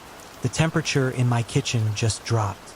I can feel it, a sudden chill that has nothing to do with the weather. Outside, through the window, I can see the wind picking up, making the trees sway. But the leaves are moving in the wrong direction, as if being pulled towards something. I'm gonna stop writing now. I need to check the doors and windows, make sure everything's locked. The sun is up, but somehow, that doesn't make me feel any safer. Not when I know what's out there, running faster than any human could, leaving those impossible marks in its wake. If you're driving on Route 23 late at night, keep your eyes on the road. Don't look to the side. If you see movement in your peripheral vision, don't stop. Just keep driving as fast as you can until you're somewhere with lights and people and normal things that move the way they're supposed to. Because now I know, we're not alone out here in the dark. There are things that share our world. Things that can run alongside our cars on empty rural roads. things that leave marks in solid asphalt like it's soft clay, things that watch us with faces that aren't faces, moving in ways that shouldn't be possible. I don't know what it was that I saw on Route 23. I don't know if I'll ever know. But I do know one thing. I'm never driving that road at night again. Some questions are better left unanswered. Some mysteries should stay mysteries. The temperature is dropping again. I need to go. And maybe, just maybe, if I'm very quiet, if I listen very carefully, I'll catch a glimpse of something tall and gray, moving through my backyard, its head turned at an impossible angle, watching me with a face that isn't a face. But this time, I won't stop to take pictures. This time, I'll do what I should have done on that dark road. I'll keep moving. I'll keep going. And I'll try to forget what I saw. Because some things in this world aren't meant to be seen, aren't meant to be understood. Some things should stay in the shadows, running alongside empty roads in the dead of night, leaving their impossible marks in their wake. And me? I need to go check the locks. One more time. The switched-off breaker.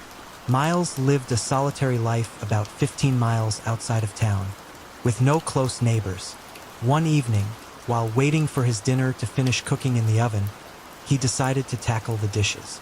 The distant sound of a truck idling outside barely registered in his mind, given his remote location where sounds often traveled surprisingly far. The idling continued for 5 to 10 minutes, then faded as if the truck was slowly driving away, stopping briefly, and then resuming its departure. Miles, focused on his meal, paid little attention. He has a very long driveway, perhaps a third of a mile, so it almost had to be on his property. After dinner, as he returned to finish the dishes, he discovered he had no water. The only plausible explanation that came to mind was a tripped breaker for the well pump, located in a breaker box outside. The box contained a few switches and a main switch, the smaller ones controlling the well pump and an outlet, while the main line to the house bypassed this box. Venturing outside, Miles found the breaker box door open and the main breaker switched off. The realization hit him with chilling clarity. The idling truck had been right outside his house, and someone had deliberately turned off the breaker, likely expecting him to come outside to investigate. They had assumed it would cut off power to the entire house, luring him into a vulnerable position. That night, Miles locked his gate, a precaution he repeated the following morning before leaving for work. The day brought rain, and upon his return, he discovered evidence confirming his fears. Tire tracks showed where someone had pulled up to the gate, found it locked, and then executed a 3-point turn in his driveway. For a long time afterward, Miles locked his gate at night, a constant reminder of the unsettling incident. He also acquired a .357 Magnum, keeping it close at hand, a tangible symbol of his newfound need for security and a stark contrast to the peaceful solitude he once cherished. The whispered warning. It was early evening, the sun having already dipped below the horizon. Young Ethan was downstairs in the living room, engrossed in a television show. His older brother, Noah, was upstairs in their shared bedroom, lost in the pages of a book. Suddenly, an unsettling feeling washed over Ethan, a sense of unease that seemed to whisper of his brother needing help. He ascended the stairs, the old wooden steps creaking under his weight. Their bedroom was at the end of the hallway, and as Ethan approached, his hand reaching for the doorknob, he heard a voice, clear and distinct. "I have to leave now." Opening the door, Ethan found Noah looking at him, a mixture of fear and confusion in his eyes. "Someone was just outside my window," Noah said, his voice trembling slightly. "They just said that they had to leave." Ethan questioned Noah, trying to make sense of the situation. "Were you talking to the person?" he asked. No, Noah replied firmly. The only thing they said was that they had to leave. The brothers, deeply creeped out, relayed the incident to their mother, but the event remained unexplained, a lingering mystery. For a long time, Ethan believed it might have been a dream, a figment of his imagination. However, years later, Noah brought it up, his memory of the event mirroring Ethan's in every chilling detail.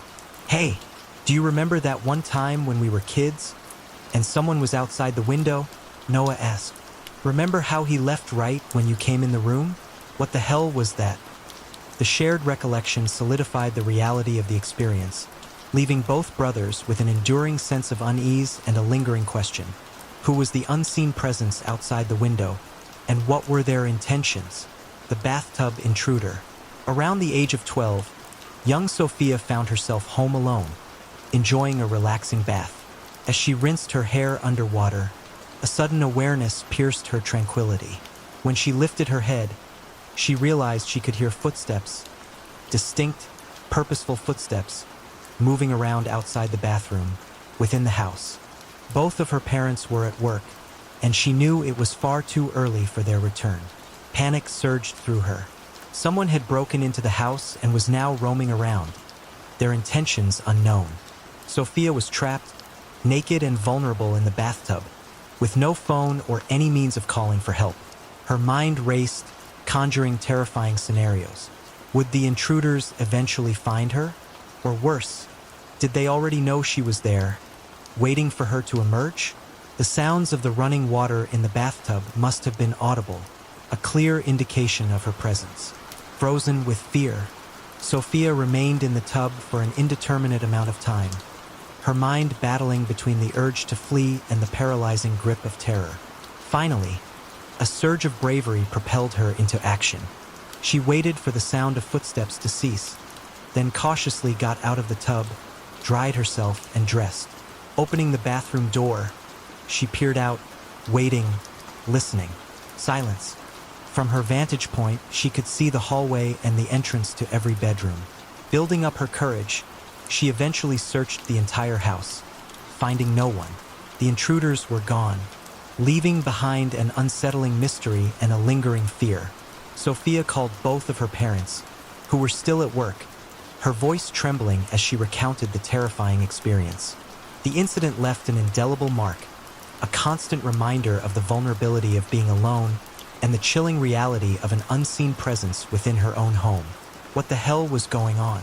The thumping in the walls. The first thump resonated through the old house at precisely 3:17 a.m. I know this with absolute certainty because I checked the glowing digits of my bedside clock, my heart already beginning its frantic tattoo against my ribs. It was a heavy, deliberate sound, like a booted foot striking aged wood, followed by another and another. Someone was walking down the basement stairs in my brother Ethan's Victorian house. Except Ethan was in San Francisco on a week-long business trip, and I, Benjamin Reed, was supposed to be alone in the house. I sat up in the guest bed, my cotton t-shirt clinging uncomfortably to my damp back. The air in the room was cool, yet I was sweating. My phone, lying on the nightstand, displayed a string of missed calls from my ex-wife, Clara, and a pathetically low battery percentage, 12%. I'd forgotten to plug it in again. A familiar wave of self-recrimination washed over me, quickly replaced by a more pressing concern. The footsteps. Thump, thump, thump. They continued their slow, measured descent. I'd arrived at Ethan's place 3 days earlier, after Clara had, for the fourth time in as many months, discovered the empty vodka bottles I'd pathetically attempted to hide in the garage, tucked behind the dusty boxes of Christmas decorations. Just until I get back on my feet, I'd pleaded with Ethan over the phone, the words tasting like ash in my mouth.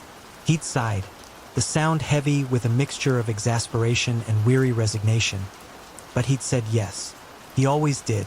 The footsteps reached the bottom of the stairs. A brief pause, a moment of unsettling silence.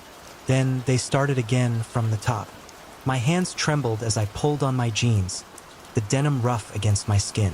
The guest room was on the second floor, directly above the kitchen.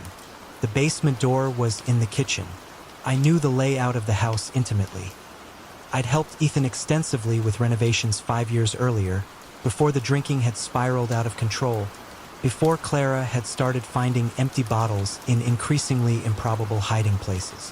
Thump, thump, thump.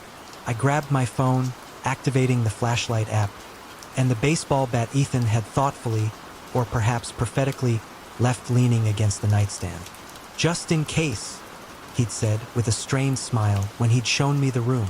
The weight of the bat felt reassuringly solid in my grip. The stairs creaked under my weight as I crept towards the hallway, each sound seeming magnified, amplified in the oppressive silence of the house.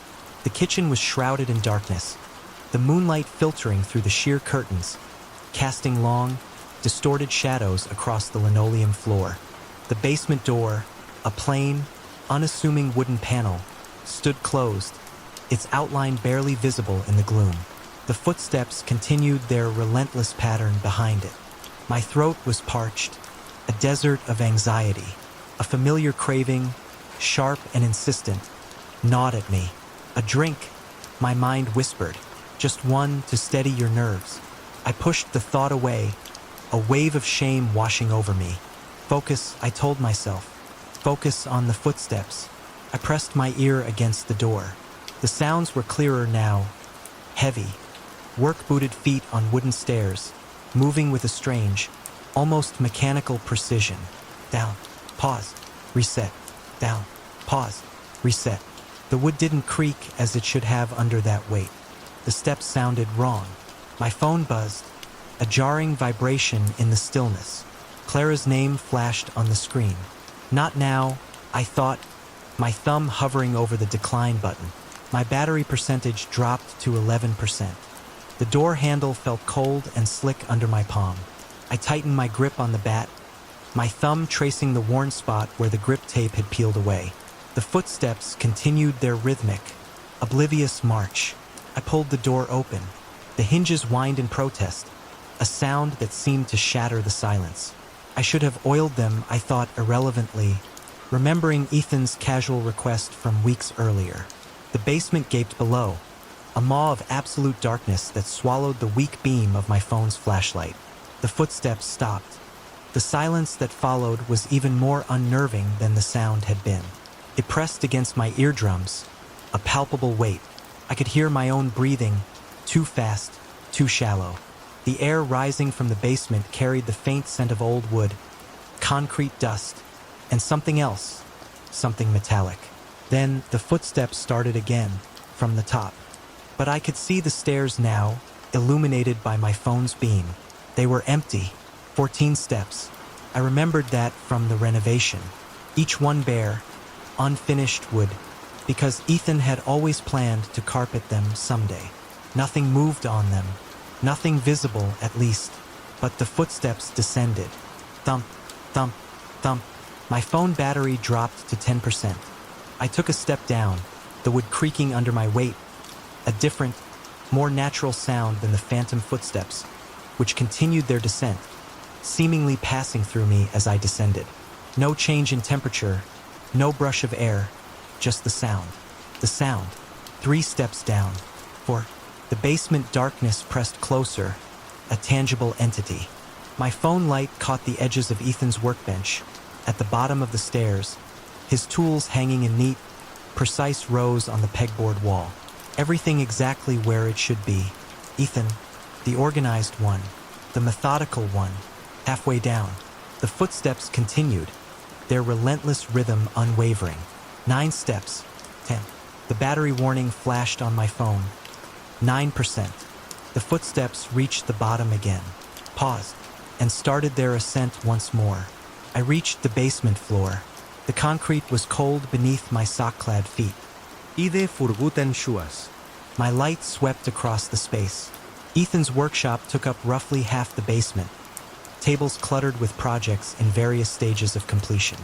The other half was storage boxes of holiday decorations, old furniture, stacks of Clara's crafting supplies from when she used to visit. The footsteps continued above me now. Down, pause, reset. Down, pause, reset. My phone light caught something on Ethan's workbench. Piece of paper held down by a hammer. Ethan's handwriting, rushed but legible. Ben, had to leave for San Fran early business emergency. Make yourself at home, but don't go in the storage unit. Seriously, it's important. I'll explain when I get back. Ethan. The footsteps kept their rhythm. My phone dimmed, automatically adjusting to save power. 8% battery remaining. I should have gone back upstairs. I should have called Ethan. I should have left the house entirely. I should have done anything except what I did next. But I'd spent the last few years making a series of increasingly poor decisions. Why stop now? I moved deeper into the basement. The footsteps continued their relentless pattern on the stairs behind me, a metronomic beat of boots on wood. My light caught more of Ethan's workshop, the tools hanging perfectly aligned on their hooks. Something was off. I stepped closer. Each tool was secured to its designated spot, but the outlines were wrong. They didn't match the tools. A hammer hung where a saw was outlined. A wrench occupied the space marked for a drill. A pair of pliers dangled where a screwdriver should have been. I reached for the hammer. As my fingers brushed against the cold metal, the footsteps stopped. The silence that followed was absolute, deafening. My breath sounded too loud in the sudden quiet. The hammer felt wrong in my hand, too light, as if it were hollow. Behind me, a new sound began. Not footsteps. This time, it was the scrape of metal on metal, coming from deep within the storage area. My phone flashed another warning. 7% battery. The light dimmed further, casting the basement into an even deeper gloom. The scraping grew louder, more insistent. Something caught the edge of my light, a reflection where there shouldn't be one. Metal where Ethan stored cardboard boxes. I moved closer, my heart pounding. The boxes, they looked like cardboard from a distance, but up close I could see the truth. They were metal, painted to resemble ordinary moving boxes, holiday decoration containers, storage bins, perfect replicas. The scraping sound came from behind them, regular, rhythmic, like the footsteps had been. My phone light revealed gaps between the metal boxes, spaces just wide enough to peer through. 6% battery. I leaned forward, pressing my eye to one of the gaps.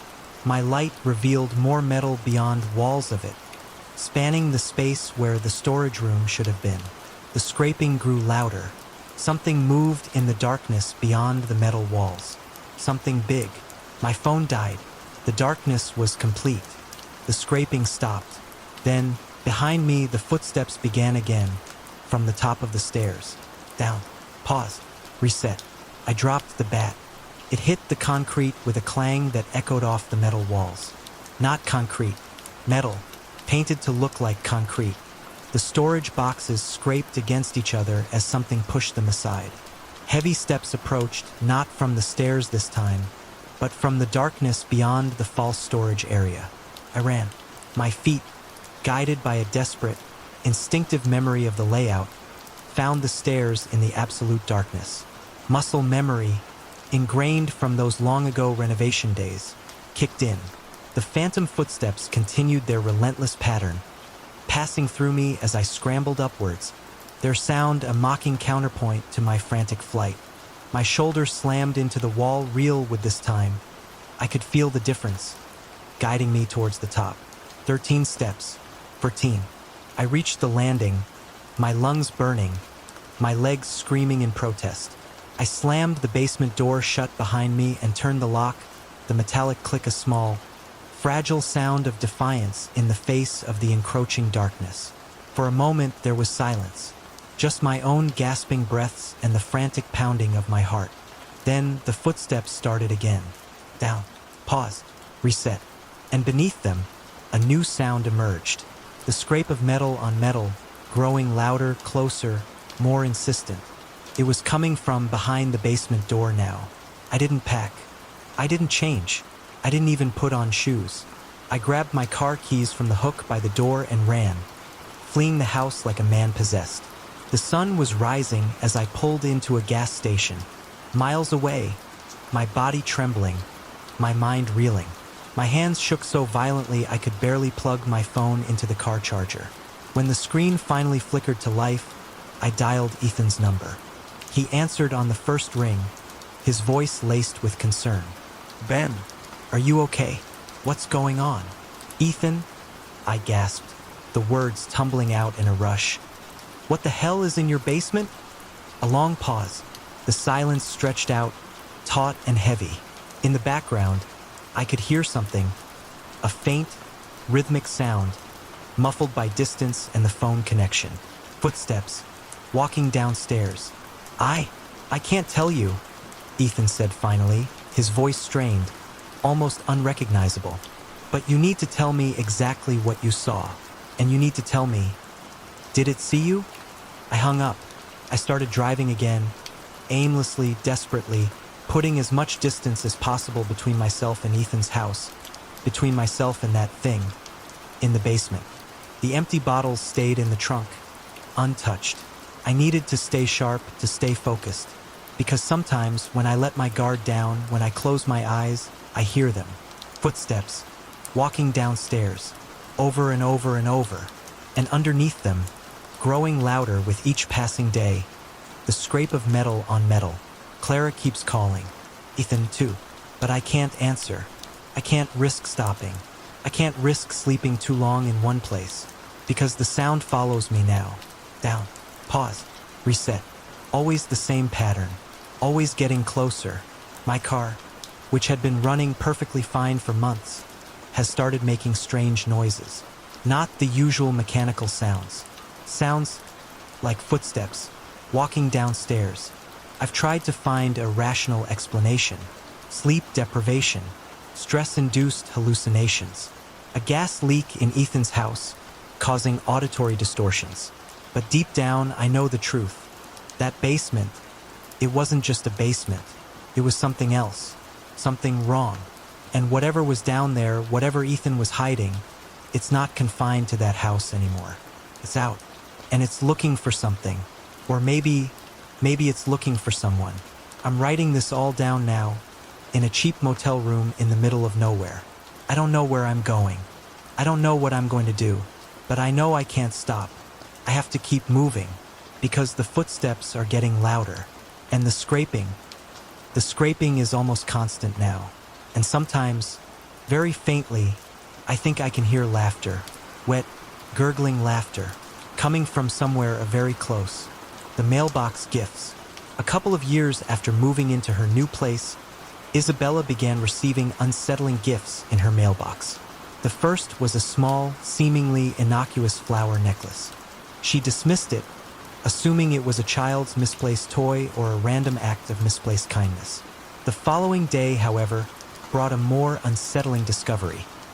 A pair of women's sunglasses, accompanied by a note, "Hey, I think you would look good in these. You should wear them the next time we're together." The note, clearly intended for someone else, left Isabella feeling uneasy. She tried to rationalize it as a case of mistaken identity, a simple misunderstanding. 3 days later, the situation escalated.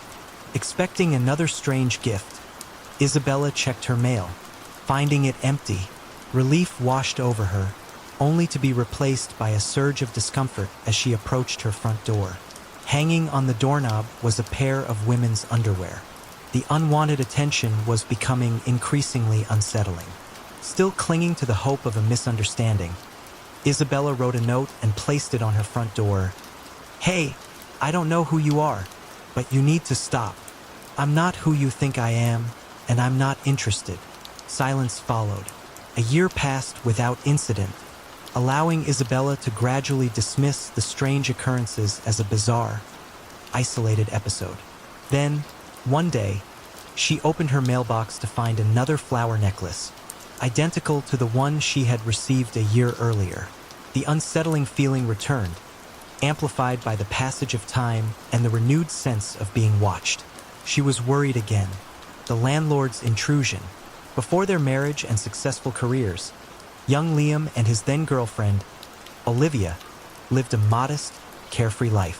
They rented a small, dilapidated house behind their landlord's main residence, a structure that was clearly a shed, poorly converted into a studio. While Liam worked mornings, their landlord, Greg, a burly older man with a thick Russian accent, seemed odd but generally harmless, as did his wife.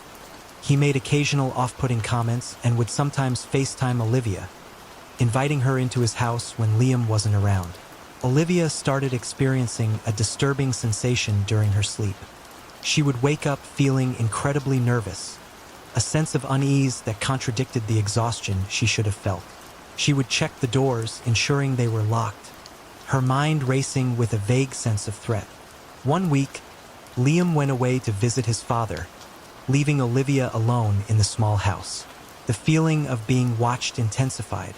The bedroom window faced a heavily wooded backyard, and Olivia constantly heard the crunching of leaves and the sound of footsteps. Liam attributed it to her paranoia, a natural reaction to being alone, and she tried to convince herself of the same. That same week, Olivia offered to watch a friend's dog.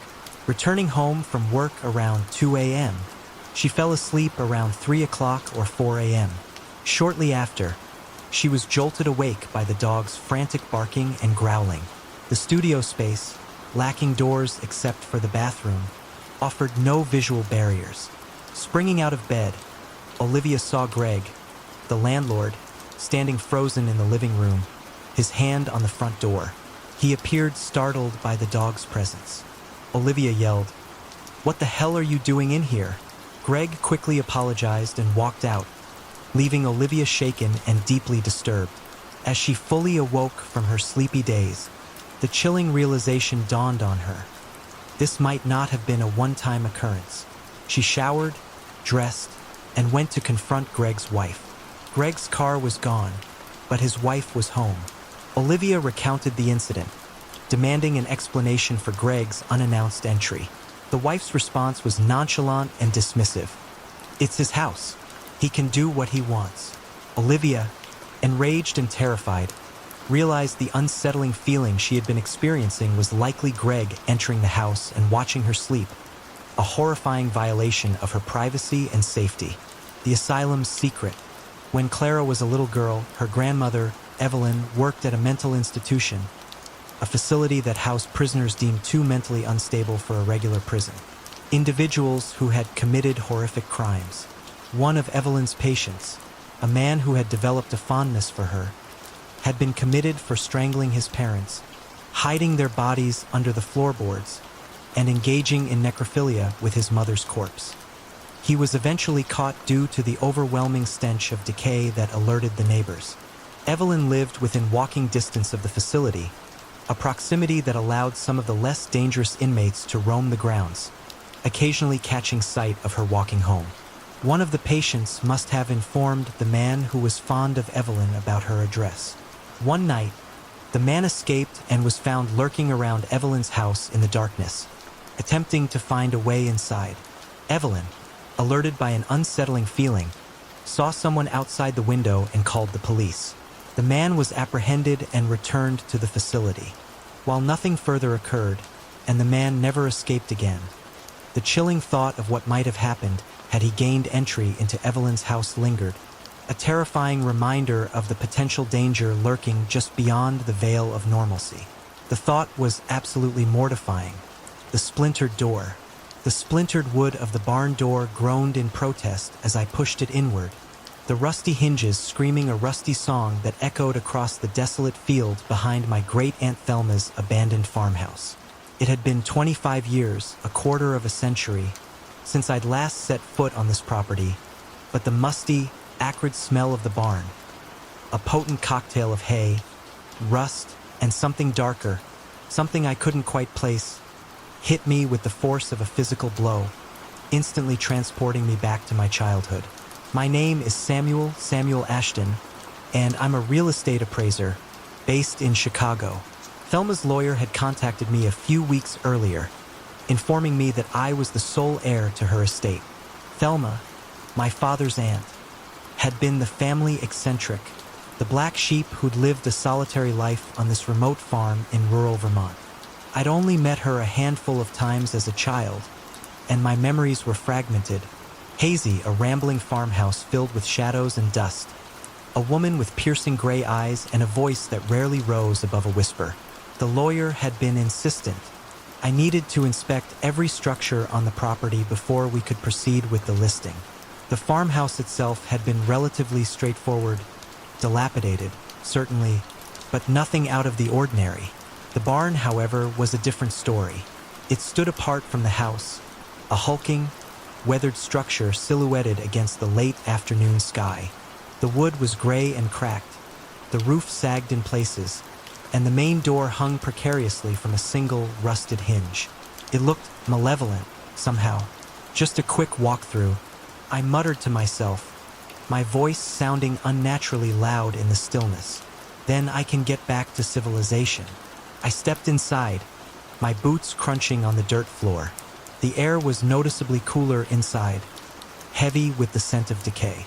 Dust motes danced in the shafts of sunlight that pierced through gaps in the wooden slats, illuminating the interior. The barn was smaller than I remembered, but no less imposing. Broken farm equipment lay scattered around. An ancient tractor with missing wheels, rusted plows and harrows, empty feed bags rotting in corners. Standard abandoned farm fare. But something made the hairs on the back of my neck prickle.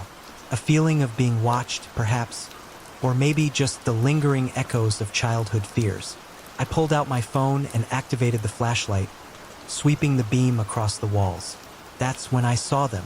Names, carved deep into the wooden posts, scratched into the beams, etched into every available surface. The first one I noticed was near the entrance at chest height, Elias P. Below it, Sarah M. More names followed, some so old and weathered they were barely legible. My hand trembled slightly as I moved the light, following the trail of carved letters. Then I froze. There it was, unmistakable. My own name, Samuel Ashton, but not in my current handwriting. This was the clumsy, blocky script of a child. My 10-year-old handwriting, but I had no memory of carving it. None at all. A flutter of movement caught my eye. Something had fallen from the hayloft above, drifting down in a shaft of sunlight like a discarded feather. I walked over and picked it up. It was a photograph, old, creased, and faded. The image showed a man standing in front of this very barn, his back to the camera. But his face had been violently scratched out, obliterated by deep, angry gouges, as if someone had taken a knife to the image. My throat went dry. I remembered Aunt Thelma's warnings, whispered in hushed tones during my childhood visits. "That barn is cursed, Samuel," she'd say, her grip tightening on my arm if I wandered too close. "Cursed since before you were born." We'd all dismissed it as the ramblings of an old woman.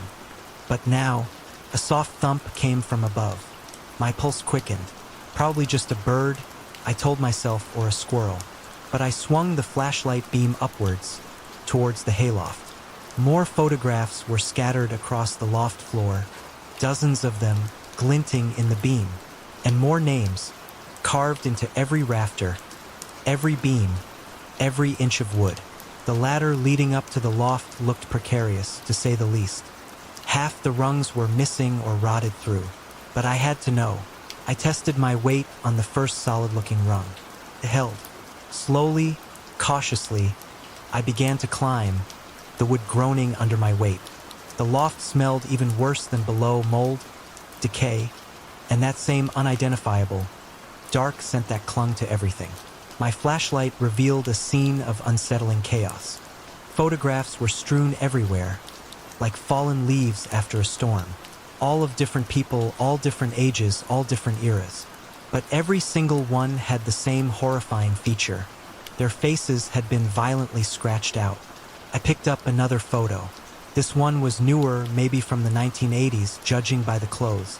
A family posing by a car, their smiles obliterated by those same angry gouges. Another showed a graduation ceremony. Another a wedding, all defaced in the same brutal way. My foot hit something solid. I looked down. It was a metal box, old but not rusted, secured with a heavy-duty padlock. I grabbed it, nearly dropping it when I heard another sound from below. Footsteps, but not just footsteps. A dragging, scraping sound, like something heavy being pulled across the dirt floor. My heart hammered against my ribs. The temperature seemed to drop 10 degrees in an instant. I shoved the box under my arm and scrambled down the ladder, not caring about the creaking wood, not caring about the missing rungs. My foot went through one, sending splinters flying, but I yanked it free and kept going. The dragging sound was closer now, louder. I didn't look back. Couldn't. I burst out of the barn into the fading sunlight, gasping for air, my lungs burning. The door slammed shut behind me with a resounding bang that echoed across the empty fields. I stood there for several minutes, just breathing, trying to calm my racing pulse. The metal box felt heavy, cold under my arm. Back in my rental car, as I drove away, I glanced at the barn in my rearview mirror.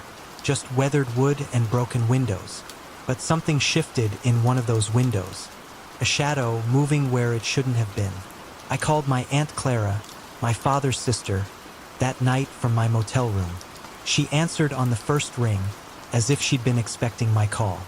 "You went in the barn, didn't you?" she said, her voice flat, devoid of surprise. It wasn't a question. "How did you?" "I told you, Samuel," she interrupted, her voice sharp. "I told you to sell that place without looking back. Some things are better left buried." I found my name carved in there, Aunt Clara, and photographs, and this box. My voice trailed off. She was silent for so long I thought the call had dropped. Then, "It started before you were born, Samuel. People would go missing. Travelers, mostly. Drifters. No bodies were ever found. But sometimes, their cars would turn up on the old logging road behind the farm." My mouth went dry. What are you saying?" "Your grandfather, Samuel, he wasn't right. After the war, something in him broke. He'd have these episodes. He wouldn't remember things. Days would just disappear. Your grandmother tried to protect him, protect all of us. She locked up the barn, but he always found a way back in." I thought of all those scratched out faces, the violent, desperate energy that seemed to emanate from them. My hands started shaking again. "The police, they never proved anything," Clara continued, her voice barely a whisper. "But people knew. They stopped coming around. Your father, he moved us all away when you were 13. Said it was for work. But really, the box," I said, my voice hoarse. Did you know about a metal box?" Another long silence. "Don't open it, Samuel. Please. Some doors shouldn't be opened." I hung up and stared at the box, sitting on the motel room desk. The padlock gleamed dully in the lamplight. I could drive back to Chicago tomorrow, throw the box into Lake Michigan, pretend I'd never found it, list the property as is, and let some developer tear it all down. But I knew I wouldn't. I needed to know. Maybe not tonight, but soon. That was 3 days ago. I'm still in the motel, staring at the box. I bought bolt cutters this morning. They're sitting next to it, waiting. Every time I reach for them, I hear Aunt Clara's voice. Some doors shouldn't be opened, but I keep thinking about my name, carved in that beam. When did I write it? Why don't I remember? What else don't I remember? The padlock feels cold under my fingers, like it's been storing up decades of secrets, waiting for someone to finally set them free. Maybe that someone is me. Maybe it has to be me. I pick up the bolt cutters. Their weight is reassuring, solid, real. Whatever's in this box, it's just paper, I tell myself. Just old photographs or letters or documents. Nothing that can hurt me now. The padlock breaks with a sharp, metallic snap. Inside, I find a stack of notebooks, my grandfather's journals, dated from 1946 to 1981. The handwriting starts neat and legible, but gradually becomes increasingly erratic, almost unreadable. There are newspaper clippings, too, about missing persons, all from the local area. And more photographs. These ones aren't defaced. And at the very bottom, a single envelope addressed to me in my grandmother's handwriting. The letter inside is short, concise. "Dear Samuel, if you're reading this, you've found your way back to the barn. I'm sorry. I tried to protect you from the truth, but perhaps that was wrong. Your grandfather wasn't evil, Samuel. The war, it changed him, broke something inside that couldn't be fixed. The barn, it amplified whatever was broken, made him see things that weren't there, made him do things he'd never do otherwise. You were so young when it started affecting you, too. The nightmares, the sleepwalking, finding you in the barn, carving names you couldn't remember carving. That's when your father and I knew we had to get you away. The barn feeds on darkness, Samuel. Not evil, just the regular darkness we all carry inside us. The regrets, the anger, the fear. Takes those feelings and twists them, makes them grow until they're not yours anymore. I should have burned it down years ago, but I couldn't, because some small part of me still hoped your grandfather would come back to us, that whatever the barn took from him could be returned. I was wrong. Burn it all, Samuel. The barn, the photographs, these journals. Burn it and don't look back. Don't let it take from you what it took from him. With love, Grandma Marie. I set the letter down, my hands shaking uncontrollably. Through the motel room window, I can see the distant silhouette of the barn, dark against the setting sun. Even from here, it seems to watch me, to wait. My phone rings, making me jump. It's Aunt Clara. Did you open it? She asks, without preamble. Yes. She sighs, a long, weary sound. Then you know what needs to be done. I look at the journals, spread out across the motel room bed. So many secrets, so many answers. But my grandmother was right. Some answers aren't worth the cost. I'll take care of it, I say. Tonight. Be careful, Samuel. She says. That place, it doesn't like to let go easily. I hang up and start gathering the journals and photographs. The sun has almost set, painting the sky in hues of blood red and bruised purple. In a few hours, it will be dark enough. I have the gasoline in my car. Bought it this morning along with the bolt cutters. 5 gallons. Should be enough. More than enough. The barn can keep its darkness. Tonight, I'm giving it back to the light. But first, the last trip is needed. Find and remove my name. The Phantom in White. 19-year-old Daniel and his best friend, Chloe, were driving back to Daniel's house after visiting someone at work. They were on a relatively busy road. Dusk settling in, but not yet complete darkness. Streetlights and the glow of businesses provided decent visibility. The road consisted of 3 lanes in each direction, separated by a concrete median. Daniel was in the left lane, adjacent to the median, approaching a traffic light. He noticed a man standing in the median, near the crosswalk ahead. An immediate sense of unease washed over him. As Daniel's car drew level with the man, he abruptly stepped out into the street. Chloe and Daniel both braced for impact, Daniel slamming on the brakes. However, they felt nothing. A car to their right prevented Daniel from swerving. He hadn't turned the wheel at all. Looking in his rearview mirror, Daniel saw no one. He had come to a complete stop, and both he and Chloe physically turned in their seats, trying to comprehend how the man had avoided being hit. There was no one there, and no plausible way he could have run off or hidden so quickly. Daniel and Chloe turned to each other, almost simultaneously asking, "Did you see that?" Both had witnessed the same inexplicable event. A man, his face indescribable, wearing what appeared to be a white robe, stepping directly in front of their car as if attempting suicide. Adding to the unsettling atmosphere, Daniel's 3-month-old baby, who had been crying in the back seat, fell silent the moment the car screeched to a halt. They occasionally discussed the incident, unable to find a rational explanation. Both Daniel and Chloe distinctly saw the white cloth flutter across the windshield as if they had struck the man. Yet there was no impact, no resistance. It was as if he had simply passed through the car, a phantom in white, the tapping terror. Years ago, Amelia had a recurring overnight babysitting job for a couple who frequently spent nights in a nearby city, caring for one of their ailing parents. It was a relatively easy gig, as they only had one child, 8-year-old Thomas, who was quite independent. Amelia's responsibilities primarily involved playing with Thomas, getting him ready for bed, and then essentially being paid to relax, watch TV, raid their refrigerator, and sleep on their couch. The one aspect of the job Amelia dreaded was the house itself.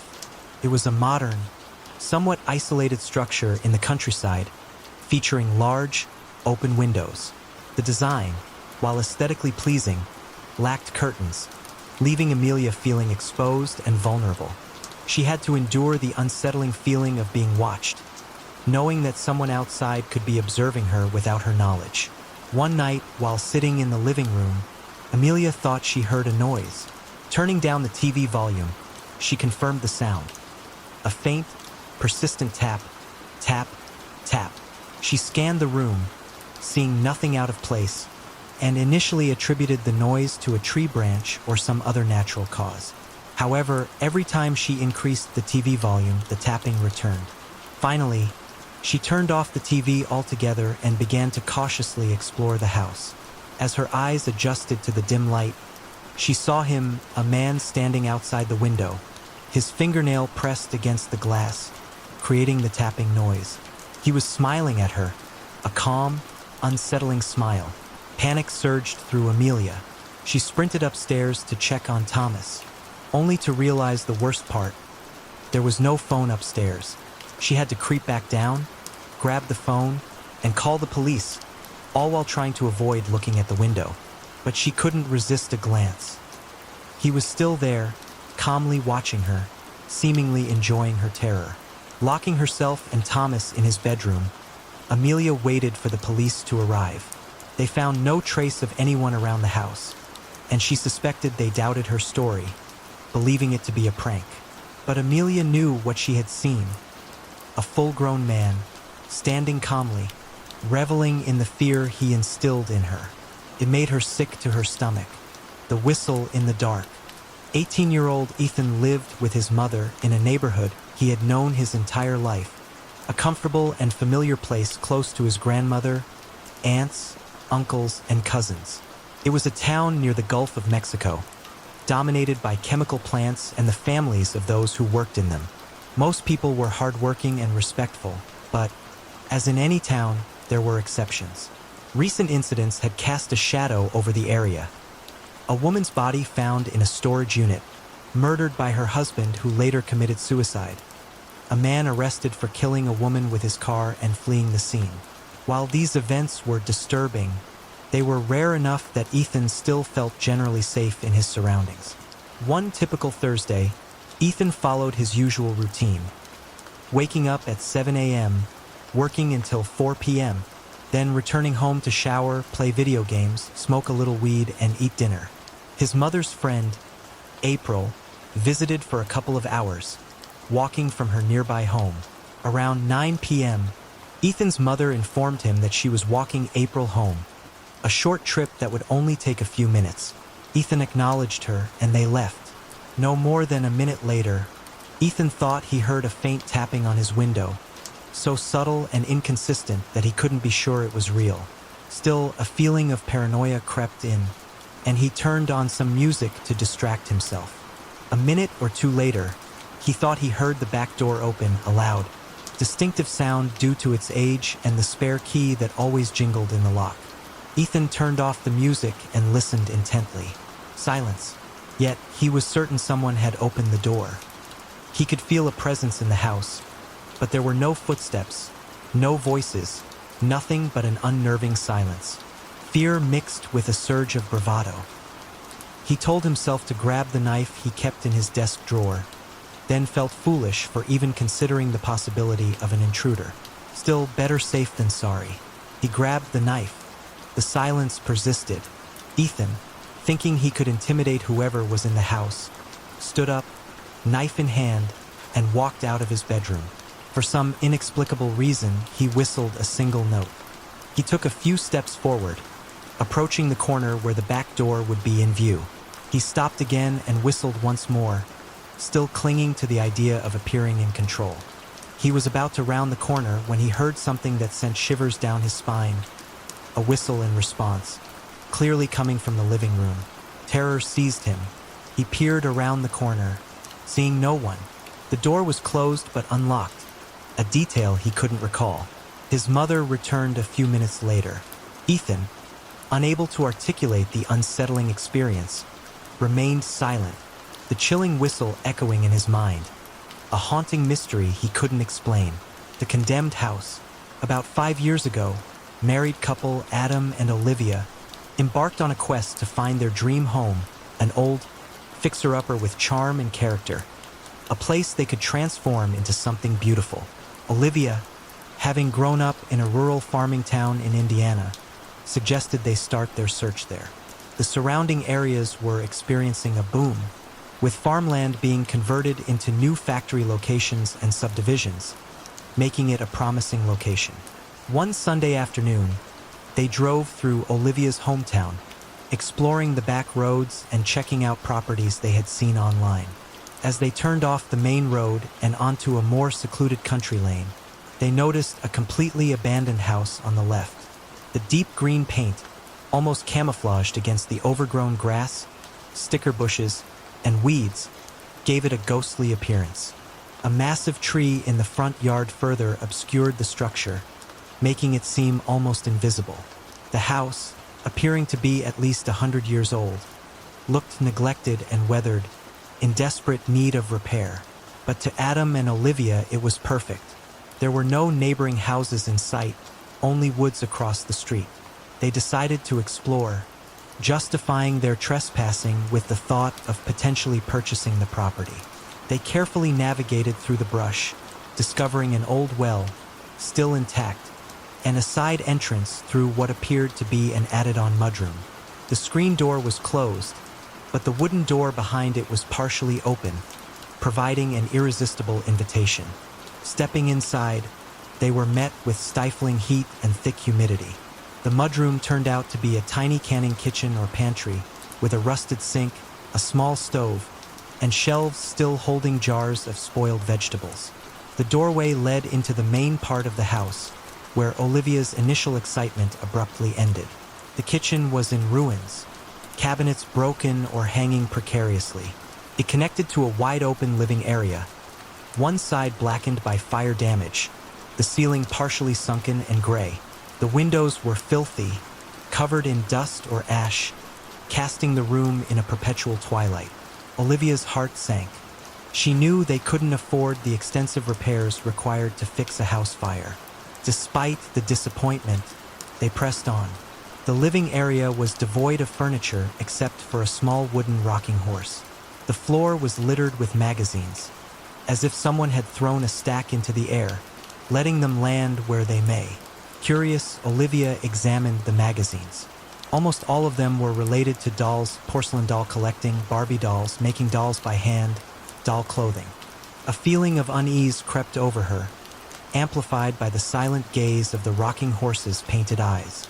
They explored another room, a bizarre combination of a molded stand-up shower with handicap handles and an assisted toilet, divided by a wall from a section filled with built-in bookshelves. The shelves were crammed with paperwork, manila envelopes, books, and more magazines. Hoping to find out who the previous homeowners were, Olivia grabbed a stack of papers. Flipping through them, she found old telephone bills, but then the content shifted to printed color pictures of porcelain dolls. She picked up a small red notebook, finding daily entries of medications, blood pressure, and glucose measurements.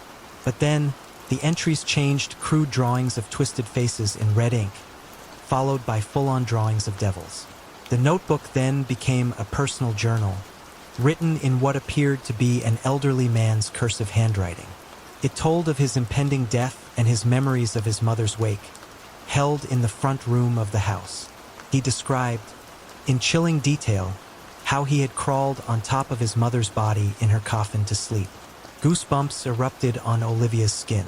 She showed Adam the notebook, reading aloud the stranger's memories. While she read, Adam continued searching through the papers, finding more printed pictures of dolls, now accompanied by images of real women in bondage, ball gags, electrical tape, jumper cables, rope. Panic began to rise in Olivia. While the women in the pictures didn't appear to be suffering, the context of their visit made the discovery deeply disturbing. They debated exploring the second floor but decided against it, unsure of the structure's stability. Entering the room across from the staircase, they found more doll magazines and scattered plastic doll parts. On the mantel of the original fireplace, a framed picture of an elderly couple, smiling and happy, stood in stark contrast to the disturbing images hidden in the bathroom. To the right was a bay window, and in the middle, a yellowed piece of paper with faded black handwriting. "If you're here to talk about Jesus, go away." Something wasn't adding up. An elderly couple in this town would likely be religious, and if they weren't, it would be a topic of gossip. The house seemed to hold two vastly different personalities. Olivia insisted on checking one last room, down a small, dark, and noticeably cooler hallway. Rounding the corner, their eyes adjusted to the dim light, revealing the source of the temperature change, a large hole in the floor. At first, they thought the floor had simply caved in, but upon closer inspection, it was clear the hole was deliberate, about 5 feet across, leading straight down into the earth. Terror gripped Olivia. Her heart raced. Her breathing became shallow and rapid. Then, they saw the molded driver's licenses, checkbooks, credit cards, scattered haphazardly, as if someone had emptied their purse or wallet and then vanished into the hole. Olivia, overcome with dread, had to escape. Her skin felt like static, her body overtaken by a sensation of numbness. Tears welled in her eyes as she urged Adam to leave. They ran back through the house, out into the sunlight, fleeing the unsettling presence they felt within. Looking back, they had the eerie sensation that they hadn't been alone in the house that day. They drove past the house a year later, finding the large tree's branches removed, the windows boarded up, and the land for sale. The house itself had been condemned, a silent testament to the darkness it held within. The apartment on Hanover Street. 3 people died in this apartment. 1954. I know this now. I wish I didn't. My name is Olivia, and I found the listing online, a 1-bedroom in downtown Boston, on Hanover Street, a steal for the location. The building itself was a relic of the 1920s, all red brick and ornate moldings, the kind of place that oozed historic charm. The real estate agent, a Ms. Albright, a woman with a too bright smile and a relentlessly cheerful demeanor, mentioned that charm at least 5 times during the showing. What Ms. Albright didn't mention was why the rent was so surprisingly affordable, or why the previous tenant had left all their furniture behind. I moved in on a Tuesday. The first night was uneventful. So was the second. On the third night, I woke up at precisely 3:17 a.m. to the sound of whispering. At first, I thought it was coming from the walls, maybe the pipes or the antiquated ventilation system. Old buildings, I reasoned, made strange noises. But as I lay there in bed, the covers pulled up to my chin, the whispering grew clearer. Not forming distinct words exactly, but taking on a rhythm, a cadence, like multiple people engaged in a hushed conversation just below the threshold of comprehension. I got up, my bare feet patting softly on the worn hardwood floor. The whispering stopped. The living room felt noticeably colder than my bedroom, a sudden, drastic drop in temperature that made my breath come out in small white puffs. I checked the thermostat. It read 72 degrees Fahrenheit, but my hands were shaking, and not just from the cold. The next morning, I ran into my next-door neighbor in the hallway, Mrs. Rodriguez from 4B. She was a small, elderly woman, leaning heavily on a cane, taking out her trash with slow, deliberate movements. "How are you liking the apartment, dear?" she asked, her voice raspy but kind. "It's good," I said, forcing a smile, though the heating seems a bit uneven. Mrs. Rodriguez gave me a long, searching look, her dark eyes filled with a knowing that made my stomach clench. "How long have you been here?" 3 days. She nodded slowly, as if confirming a suspicion. "That's about right. They usually don't make it past a week." What do you mean?" "The cold spots," she said, her voice dropping to a conspiratorial whisper. "The whispering. You've noticed them, haven't you?" My heart sank. What happened here?" "Murder-suicide," she said, her voice flat, devoid of emotion. 1954. A man killed his wife and daughter, then himself. The police found them all in the bathtub. That night, sleep was impossible. Every creak of the old building, every rustle of the wind outside my window, made me jump. Around 2 a.m., the temperature dropped again. The cold spot this time was in my bedroom. The whispering started, closer now, more insistent. I turned on all the lights and retreated to the living room, turning on the television for a distraction. Around 4 a.m., The screen started flickering, the images distorting, the sound cutting in and out. The whispering grew louder, more urgent. A dark shape, a fleeting shadow, moved in my peripheral vision. When the sun finally rose, I called Ms. Albright, the real estate agent. She didn't sound surprised when I told her I wanted to break my lease. She simply sighed, a long, weary sound, and said she'd email me the necessary paperwork. I started packing that afternoon, throwing clothes and toiletries into a backpack, my movements frantic and uncoordinated. As I was taking down clothes from the closet, a child's laugh echoed through the apartment, high and clear, followed by a woman's scream, abruptly cut short. I ran. I left everything else behind: furniture, books, kitchen supplies, all the remnants of my hastily assembled life. I ran out of the apartment, down the stairs, and out into the street, not stopping until I reached the corner. Mrs. Rodriguez was in the hallway again, watching me with those knowing eyes. "For days," she said, shaking her head sadly. "Longer than most." I spent that night in a cheap motel, my mind racing, my body exhausted but unable to find rest. The next day, I convinced two friends, Mark and Sarah, to help me retrieve my belongings. When we arrived at the apartment, it was empty, not just of my things. All the furniture, the old, worn couch, the heavy dining table, the antique bed frame, all the remnants of the previous tenant's life were gone. The rooms were completely bare, stripped down to the walls, as if no one had ever lived there. I called Ms. Albright again, my voice trembling with a mixture of anger and disbelief. She denied everything. She insisted there had never been any furniture in the apartment, that I must be mistaken, that the stress of the move was affecting my memory. But I had photos, on my phone, from move-in day, showing the furniture, the layout of the rooms, the evidence that I wasn't crazy. I tried researching the 1954 murders, digging through online newspaper archives, searching for any mention of the tragedy. I found nothing.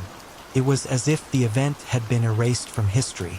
I tried to contact Mrs. Rodriguez again to ask her for more details, but her apartment was occupied by a new tenant, a young man who claimed he'd never heard of her. Her daughter told her she has moved to Florida. Sometimes I drive by the building late at night. The windows of my old apartment, 3B, are always dark. But sometimes when I look up at just the right angle, I see shapes moving behind the glass, fleeting shadows that shift and swirl in the darkness. And even from the street, I swear I can hear whispering. The for rent sign has been up for 6 months now. The price keeps dropping. I wonder how many people have tried to live there since me. How many have lasted the full week? How many have heard the whispering, felt the cold spots, seen the shadows? I have a new apartment now, in a different part of the city. A modern building, all concrete and steel, with no historic charm. I keep the heat on even in the summer, and I never, ever look at apartment listings in old buildings anymore. But sometimes, late at night, I still hear those whispers. Not from the walls, not from the pipes, but from my own memory. And I know that somewhere, in that old brick building on Hanover Street, in that apartment with the ornate moldings and the suspiciously low rent, someone else is hearing them too. For the first time. For what will probably be their last week there. Because no one ever makes it past 7 days. The ghosts, or whatever they are, make sure of that. The pig mask, the old house, situated on a corner lot, lacked a traditional backyard.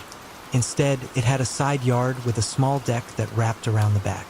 The dining room, featuring patio doors leading to the deck, was a favorite spot for barbecues and gatherings.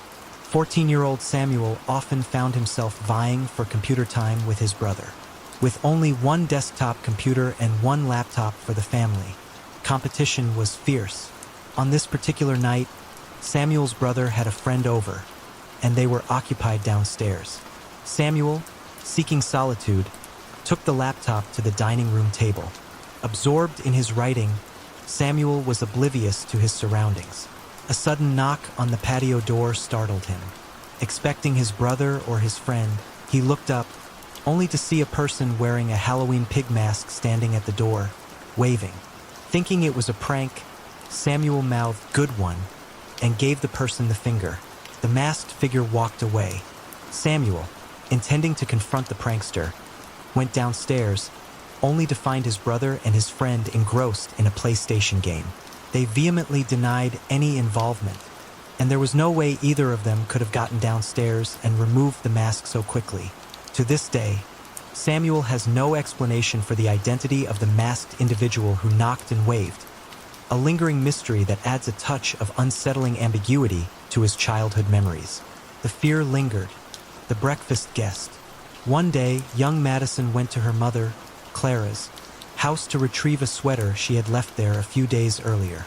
Clara was at work, but Madison often stopped by to pick up or drop off items, a common occurrence in their close-knit relationship. Upon entering the house, Madison was surprised to find an elderly man sitting at the breakfast table. He looked up, smiled politely, and Madison, assuming her mother had returned from work and was entertaining a neighbor, greeted him with a smile and explained she was just grabbing a sweater. She then left the house and sent a text message to her mother, apologizing for missing her and interrupting her breakfast company. Clara, however, called back immediately, frantic and confused. She was still at work and had no idea who was in her house. The realization that Madison had unknowingly encountered a stranger in her mother's home sent a chill down her spine, an unsettling reminder of the vulnerability of those we love. She had to find out who that man was and what he was doing there. The hanging neighbor. When young Benjamin was a child, his mother asked him to go next door to borrow a few eggs from their elderly neighbors, Mr. and Mrs. Abernathy. Benjamin knocked on their front door, but there was no answer. Peering through the window, he saw Mr. Abernathy standing in the living room. He knocked louder, assuming the old man simply couldn't hear him. Still, Mr. Abernathy didn't turn. Feeling a bit uneasy, Benjamin tried the doorknob, finding it unlocked. He stepped inside, calling out for Mr. Abernathy. The old man's stillness was unnerving. It wasn't until Benjamin entered the living room that he realized Mr. Abernathy wasn't standing. He had hanged himself, and Benjamin had been trying to get the attention of a corpse for the past 10 minutes.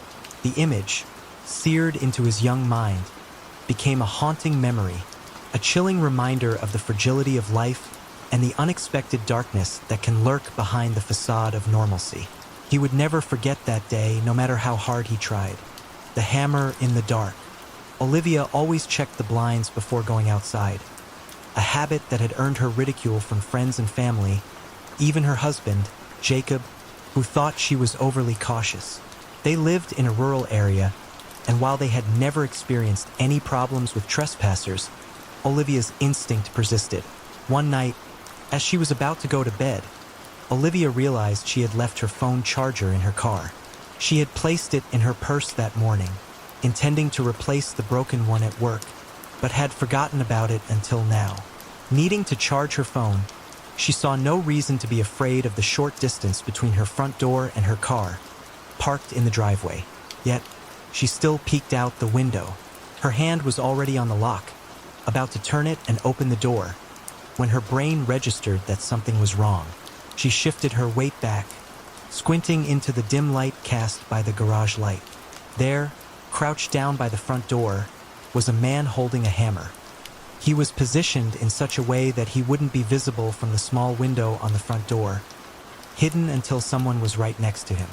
Olivia screamed for Jacob, watching in horror as the man sprinted down the driveway. She didn't see him get into a car, but he vanished into the night. They called the cops, who found no trace of the intruder. The next day, they invested in floodlights, a tangible response to the terrifying encounter. And no one ever made fun of Olivia's habit again. The fear stayed with her, however, changing her. The non-existent neighbor. In 2010, 20-year-old Amelia moved back to her hometown in Massachusetts after transferring from a school in North Carolina. Her best friend, June, had a roommate moving out of their apartment, and Amelia took over the lease. It was a small second-floor apartment, one of 4 carved out of an old, large house, set back from a moderately busy intersection in a college area. The landlord, a former mayor, added a sense of respectability to the building. Amelia felt perfectly safe in her new apartment, not yet acquainted with the other occupants or neighbors. One night, a few days after moving in, she was home alone, unloading dishes in the kitchen, which was across the apartment from the front door, the only entrance. A knock on the door startled her. June, who worked nearby and often frequented a local coffee shop, had a habit of stopping by. It wouldn't have been unusual for her to have forgotten her keys. Without a second thought, Amelia swung open the door. A stranger stood on her doorstep, a well-dressed, clean-shaven man with a disarming smile. He looked completely normal, a detail that would later haunt Amelia. He introduced himself, claiming to be a neighbor who had locked himself out of his apartment, mentioning names that Amelia assumed were other residents. He asked to borrow her phone to call his wife. Amelia, still operating under the assumption of a harmless neighborly request, turned to grab her phone from the coffee table. In those few seconds, with her back turned, the man entered her apartment, sat down on a chair by the door, and shut the door behind him. Turning back, Amelia was shocked. He reached out his hand for her phone, and, like a stunned idiot, as she later described herself, she instinctively handed it to him, relinquishing her lifeline to a stranger who had uninvitedly entered her home. Immediately, regret and fear washed over her. She scanned the room for potential weapons, finding nothing but a small ceramic bunny on top of the TV. While she frantically searched, the man made 3 calls to his wife, each time failing to connect. After hanging up, he asked Amelia for a ride, claiming he had locked his keys in his apartment and couldn't drive himself. Amelia, spurred by a surge of adrenaline and fear, launched into a fabricated story. "Oh, well, my boyfriend borrowed my car to go to work, but he should definitely be home by now," she lied, her voice surprisingly steady. "He actually just lives up the street, so we can walk there now. I'll call and let him know that we're coming." The man reacted instantly, just as Amelia had hoped. "Oh, no, that's okay. Don't want to bother you. Thanks anyways." He stood up hurriedly, handing back her phone. "Have a good night." After he left, Amelia locked the doors and, as she calmed down, began to question her reaction. Had she overreacted? Was he simply a severely nervous or socially awkward guy who genuinely was locked out? But a nagging feeling persisted, a sense that something was deeply wrong, that she had been in real danger. To confirm her suspicions, she redialed the number the man had supposedly called. Instead of a voicemail, she heard an error message stating that the number didn't exist. He hadn't been calling anyone. Amelia never saw the man again, but the realization that he wasn't a neighbor, coupled with the non-existent phone number, solidified her fear. She had narrowly escaped a potentially dangerous situation, a chilling encounter that shattered her sense of security. The thought of what he was planning still haunts her. The warehouse screams. The first scream ripped through the silence at 11:42 p.m. I know the precise time because I glanced at my watch, a reflex honed by years of working the night shift. I was stacking boxes of automotive parts in aisle E47 of the sprawling Morgan & Sons distribution warehouse, the fluorescent lights buzzing overhead, casting harsh, elongated shadows between the towering metal shelves. My name is Robert Davies, and I've worked at this warehouse for 5 years. The night shift is solitary, usually just me and the hum of the ventilation system, the occasional beep of a forklift reversing in the distance. But this sound, this was different. It was a scream, muffled and distorted, as if someone had a hand clamped over their mouth. It echoed through the vast, cavernous space, bouncing off the metal shelves and concrete floor. My first thought was that Jimmy, from receiving, had hurt himself again. He was notoriously clumsy, and just last month, he'd dropped a transmission on his foot, letting out a yell that had brought security running. But Jimmy's shift ended at 10 p.m., and besides this scream, it was different. It was laced with a raw, primal terror that sent a shiver down my spine. I set down the box of spark plugs I was holding, my movements slow and deliberate. The concrete floor felt cold and hard through the soles of my steel-toed boots. I stood perfectly still, listening. For 10 seconds, nothing. Just the usual warehouse sounds, the hum of the machinery, the distant rumble of a truck on the loading dock. Then, a flicker of movement caught my eye. A shadow, sliding between the shelves 3 aisles over, visible through the gaps in the stacked inventory. "Hello!" I called out, my voice echoing through the warehouse. No response. I should have called security right then.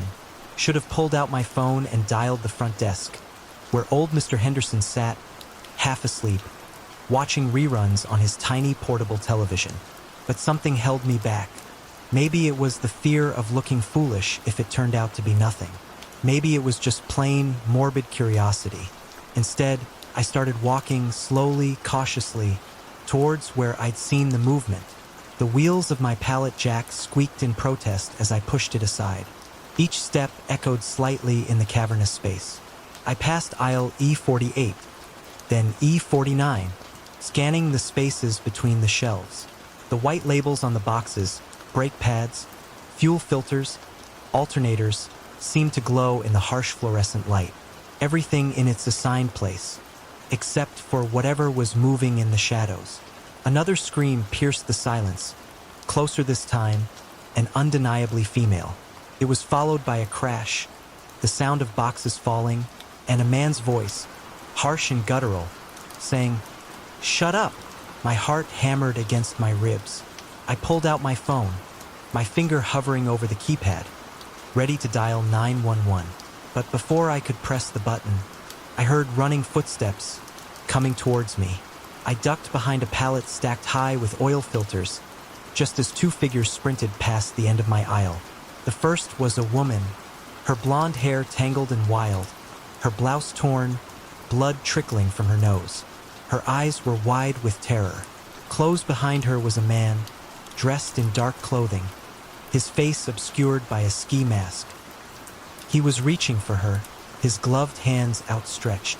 They disappeared around the corner, heading towards the loading docks. My hands were shaking so badly I could barely hold my phone. I fumbled with the keypad, finally managing to dial security. It rang 4 times before Mr. Henderson answered, his voice thick with sleep. "Front desk," he mumbled. "Mr. Henderson, it's Robert, in E section. There's someone in the warehouse. 2 people. A woman, I think she's hurt. Call the police." "Whoa, slow down, Robert." "What's?" Another crash, louder this time, interrupted him, followed by the shattering of glass. It sounded like it was coming from the shipping office.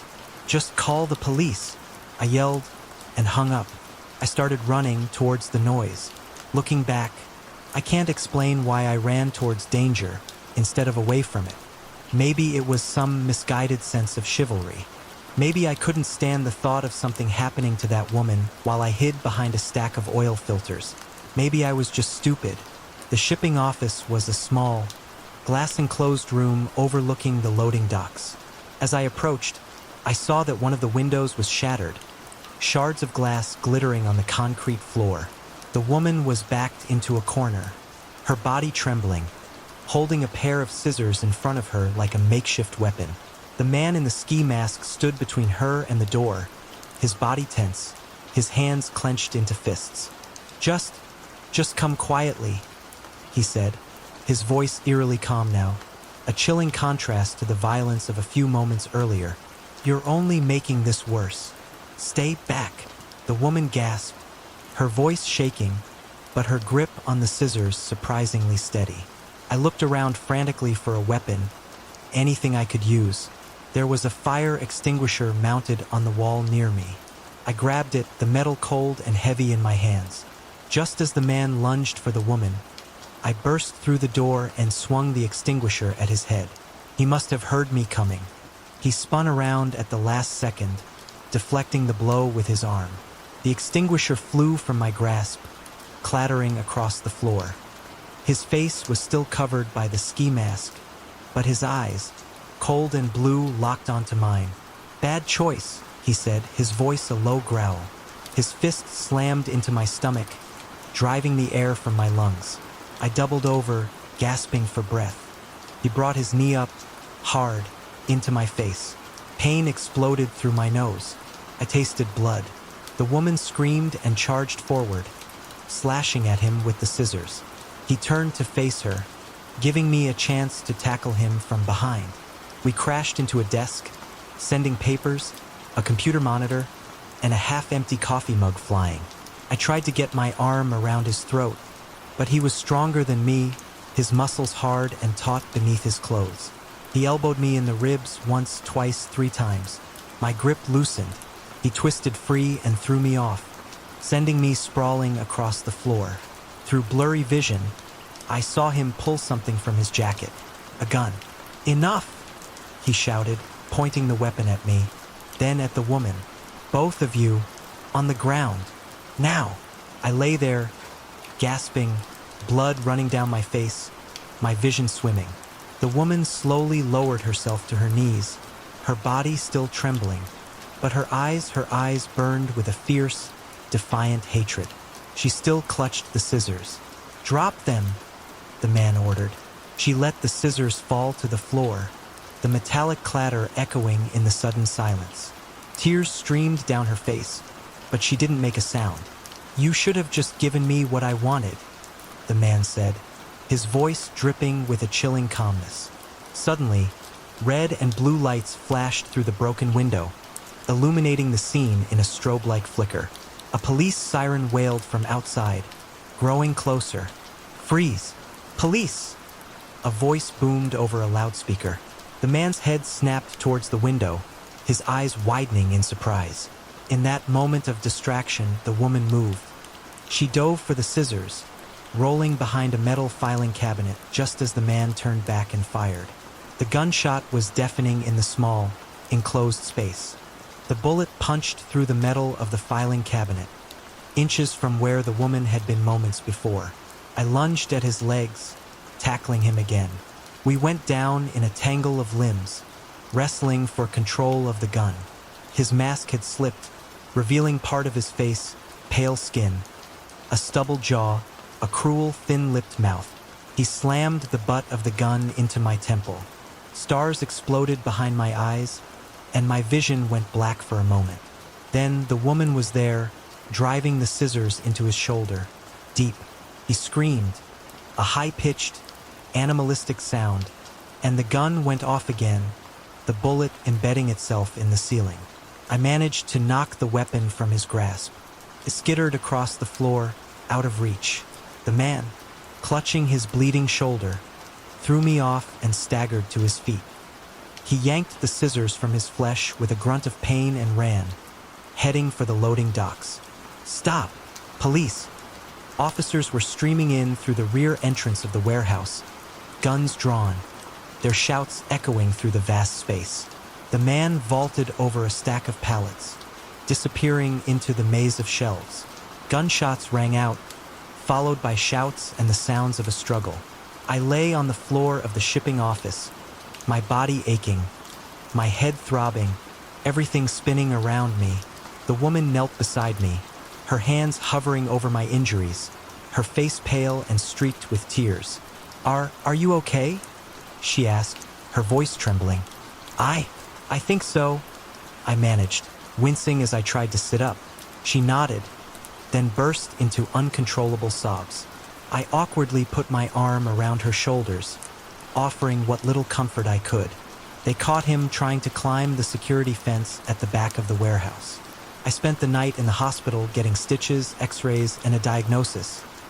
Broken nose, 2 cracked ribs, a mild concussion. Could have been worse, the doctor said. The woman, whose name I learned was Sarah Chun, visited me the next day, bringing coffee and donuts. She had a black eye and her arm was in a sling, but she was alive.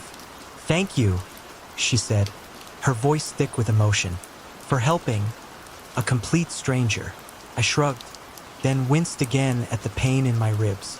Couldn't just hide while something bad happened. She squeezed my hand. Most people would have. Maybe she was right, but sitting there, in that sterile hospital room, battered and bruised but alive, I knew I'd do it again. Not because I'm brave or heroic. I'm not. I was terrified the whole time. But sometimes you have to act, despite the fear. Sometimes hiding isn't an option. I still work the night shift at the warehouse. The shipping office window has been replaced. The bloodstains have been cleaned up. Everything looks normal. But sometimes, when I'm alone among those towering shelves, I remember the sound of those screams, the flash of the scissors, the weight of the fire extinguisher in my hands. I remember the choice I made. The official incident report lists it as an attempted kidnapping, interrupted by warehouse employee Robert Davies. Just another crime statistic. But I know the truth of what happened that night. How close it came to ending differently. How thin the line is between life and death, between action and inaction. Sarah and I still meet for coffee sometimes. We don't talk much about that night. We don't need to. We both carry the memories, the scars, the knowledge of what humans are capable of, both the unimaginable cruelty and the unexpected courage. And late at night, when I hear unexpected sounds in the warehouse, a crash, a shout, a scream, I don't hesitate. I call security immediately, but I keep that fire extinguisher close, just in case. Some lessons you only need to learn once. The scratching window. Seeking to make friends in her new city, young and naive Clara attended a party hosted by a coworker. Trying to calm her nerves and mingle with strangers, she ended up having a bit too much to drink. Uber wasn't yet a common service, so she decided to sleep it off in her car, intending to drive home in the morning. She awoke in the dead of night, the city street eerily deserted. The once bustling street was now empty, illuminated only by the faint glow of streetlights and the moon. She wondered what had woken her up, before hearing a scratching noise on the passenger side rear window. She would never forget the look on the man's face who was crouched outside her car, staring at her and trying to get her attention. When he saw her, he grinned, pressed his open mouth against the glass, and then made a chomping motion with his teeth bared, giggling wildly. The worst part was that Clara felt trapped. She knew she shouldn't risk driving drunk, but she also didn't want to get out of the car and run. In the end, she took off her jacket, covered her face, and tried to go back to sleep, knowing he was still out there. She heard him walking around the car, tapping at the glass for what felt like hours, as she hid in plain sight, praying for him to leave. The chilling encounter left a lasting impression, a stark reminder of the vulnerability of being alone and the unpredictable nature of strangers. She wished she could have gotten a license plate number. The Screaming Woods. Olivia and her girlfriend, Sarah, frequently enjoyed night hikes in the beautiful yet rural Appalachian community where Olivia had grown up. It felt safe, familiar, and the darkness under a clear sky wasn't a deterrent. Olivia usually kept a gun in her truck, but her only concern on these hikes was bears, and they weren't common in that particular area. On this particular night, despite having taken the same hike many times before, both Olivia and Sarah felt an inexplicable unease. A little voice in Olivia's head kept whispering, "Turn back," when they were about 3/4 of the way to their usual summit. Olivia couldn't ignore the feeling any longer. She told Sarah she thought they should return to the car. Sarah, who later confessed to feeling apprehensive all night, readily agreed. No sooner had they turned around when they heard a blood-curdling scream pierce the silence of the dark woods. A second scream erupted from another location, followed by a third, a fourth, and then a fifth all around them. Hidden in the woods, only a few feet away, unseen figures were screaming at the top of their lungs. Adrenaline surged through Olivia and Sarah.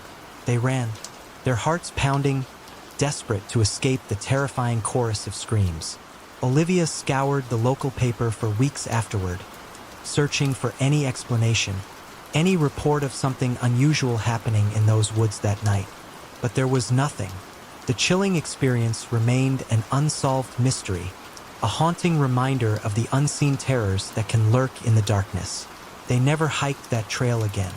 I Can See You. During a cross-country road trip with her girlfriend, Maya, 28-year-old Isabella found herself battling exhaustion. Realizing she was too tired to continue driving safely, she pulled off the road, intending to take a short nap before completing the journey. The area was nondescript, a stretch of highway with little to distinguish it. Isabella dozed off, awakening a short while later to a persistent scratching sound. It seemed to be emanating from the trunk area of her car. Maya, also awakened by the noise, groggily asked, "What are you doing?" Her eyes then widened in alarm as she, too, registered the scratching. Isabella whispered, trying to reassure both of them, "It's probably just a wild animal," but she wasn't convinced. The scratching sounded deliberate, intentional, as if something or someone was trying to get their attention, to unsettle them. They sat in tense silence for several minutes, hoping the noise would simply cease. The air in the car grew thick with apprehension. The unknown was always more terrifying than the known. Finally, they decided they couldn't endure the suspense any longer. "Screw it," Isabella muttered, starting the car. They didn't need to sit there and be terrorized by an unknown entity. As they drove away, both Isabella and Maya instinctively glanced out the windows, searching for any sign of what might have caused the noise. But the road behind them was empty, shrouded in the pre-dawn gloom. The mystery remained. Reaching their destination, a hotel parking lot, they parked and prepared to unload their luggage. As they approached the trunk, Isabella noticed something that sent a fresh wave of chills down her spine. Scratched into the paint in crude, uneven letters were the words, "I can see you." The words were chilling enough, but the context amplified the terror. The realization that someone had been watching them, had been close enough to key those words into the car, was deeply unsettling. The sense of violation was profound. It wasn't just vandalism. It was a message, a threat, a deliberate act of intimidation. The most sickening feeling, however, came from the knowledge that the perpetrator must have been watching Isabella's house, waiting for the opportune moment, when she would be alone, vulnerable, heading out for her daily dusk jog. She wondered how many days he had observed her, learning her routine, planning his actions. The thought of being watched, studied like prey, was profoundly disturbing. The seemingly random act of keying a car had transformed into a targeted act of malice, leaving Isabella feeling exposed and deeply afraid. The "I can see you" wasn't just a message. It was a promise, a constant reminder of the unseen eyes that might still be watching. She would never look at a parked car the same way again. The intruder under the sink. The break-in shattered more than just a window. It shattered Amelia's sense of security, her trust in the world. It wasn't just the stolen items, some fake jewelry, an old bottle of antibiotics, a broken iPhone, their total value barely exceeding $100. It was the violation, the knowledge that someone had invaded her home, her sanctuary, while she was out on her routine jog, a mere 20-minute sliver of time. The burglar, she reasoned, must have been watching her, casing her house, perhaps even observing her from the shadows as she slept. Her modest possessions, her obviously unassuming lifestyle, made the intrusion even more perplexing. Why her? The police, while sympathetic, offered little solace. They confirmed her suspicion. It was likely a desperate addict looking for a quick score. They boarded up the broken window, a temporary fix that did little to mend the gaping hole in Amelia's peace of mind. One of the officers, sensing her distress, offered a video security system, a glorified baby monitor, he called it, but a deterrent nonetheless. He installed it, placing a camera prominently near her largest floor-level window, a visible warning to any potential intruders. Amelia thanked them, declining their offer of a motel room. Her boyfriend, James, would be over in a few hours, and that was enough to make her feel marginally safer. She clung to the belief that the burglar was a one-time opportunist, unlikely to return. James arrived, his presence a small comfort in the unsettling aftermath. He echoed Amelia's assessment, a desperate tweaker, nothing more. He placed his hunting shotgun next to the bed, a gesture meant to reassure, but one that also subtly acknowledged the lingering threat. Sleep came with difficulty, fragmented and uneasy. A text message, arriving in the dead of night, jolted her awake. She ignored it, too tired to engage and drifted back to sleep, a decision she would later regret. The following morning, she checked the text. It was from her mother, frantic and concerned. James, in a misguided attempt at bravado, had posted a photo of his shotgun on social media, accompanied by a brief account of the break-in. Her mother's first text was a chilling question. "I saw James's post about what happened. I'm so sorry. Did you make sure the police checked every single inch of your house to make sure the guy one isn't still there?" The question struck Amelia like a physical blow. She hadn't even considered the possibility. The police had assured her the burglar had fled, but had they truly searched everywhere? She woke James, urgency lacing her voice. He was groggy and reluctant, but agreed to a thorough search, shotgun in hand. The discovery they made under the bathroom sink was horrifying. There was a large cabinet directly beneath the sink in Amelia's bedroom bathroom, about the size of a washing machine. It was a space she rarely accessed, its contents largely forgotten. As an almost afterthought, Amelia pulled open the cabinet doors. The stench that hit her was overwhelming. A foul, acrid odor of male body odor, mixed with something else, something indescribably repulsive. She recoiled, gagging, her eyes connecting with James's, his face a mask of alarm and disbelief. Following their gaze, Amelia saw it. A filthy jean jacket, what appeared to be human excrement, and the bottle of stolen antibiotics. Someone had been living under her sink. They called the police, who conducted a comprehensive search, finding nothing.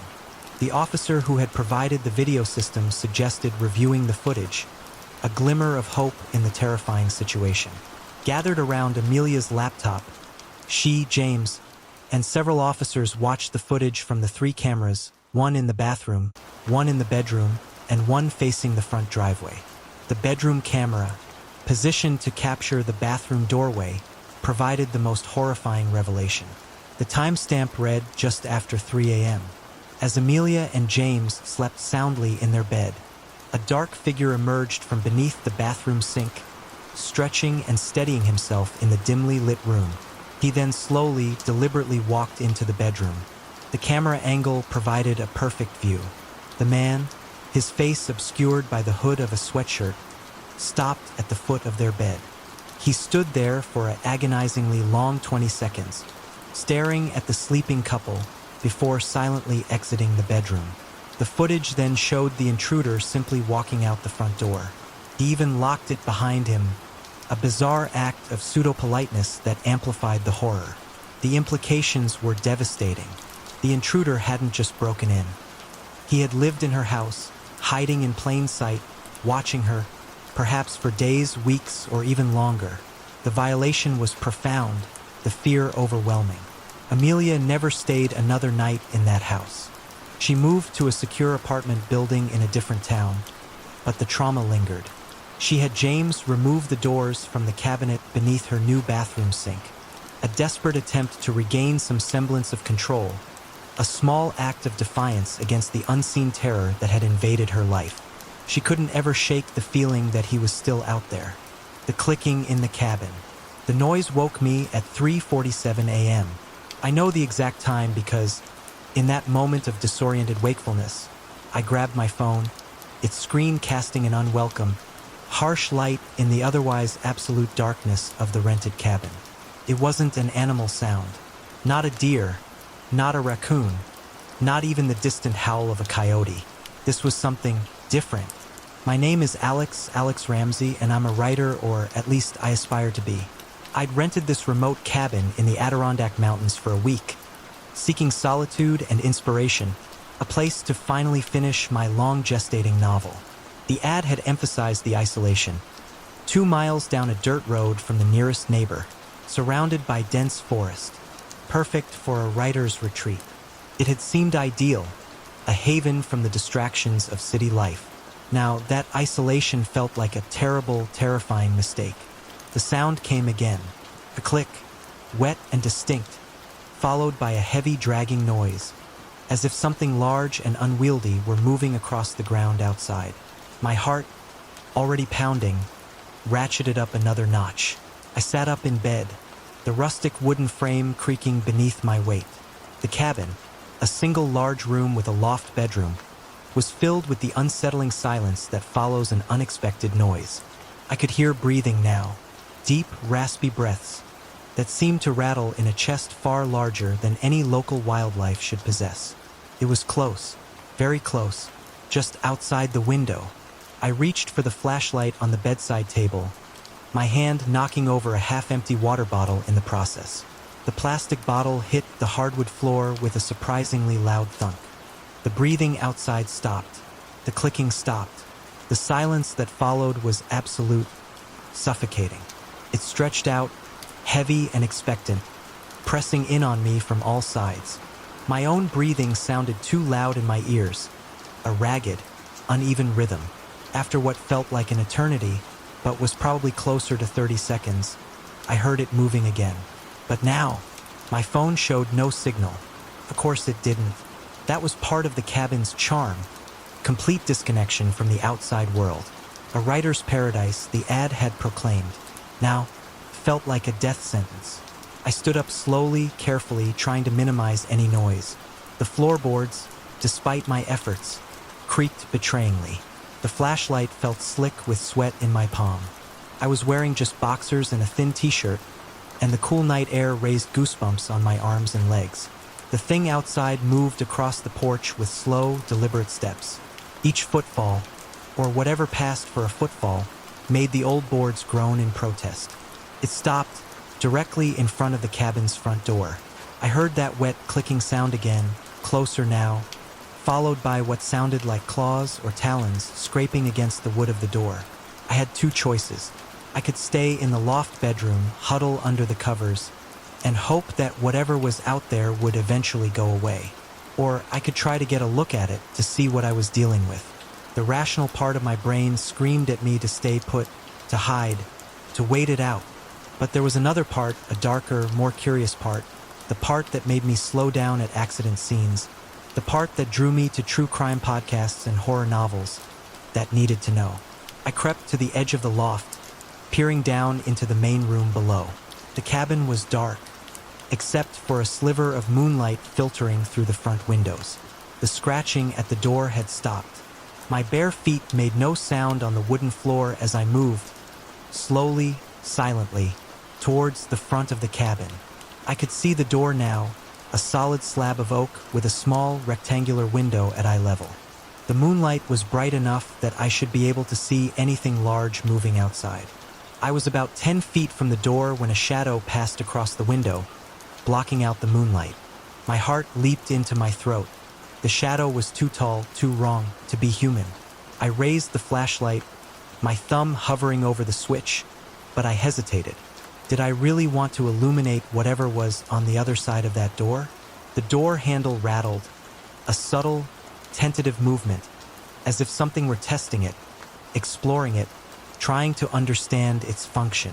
The rattling stopped. Then, I heard that clicking sound again, right on the other side of the door, followed by what could only be described as sniffing. My curiosity, that dark, dangerous part of me, finally won. I thumbed the flashlight switch. The beam cut through the darkness, illuminating the window. Two eyes reflected the light back at me, but they weren't normal eyes. They were huge, the size of softballs, and they glowed with a pale, greenish luminescence, like a cat's eyes caught in headlights. But these weren't cat's eyes. They were set too wide apart, and they were looking down at me from a height of at least 7 feet.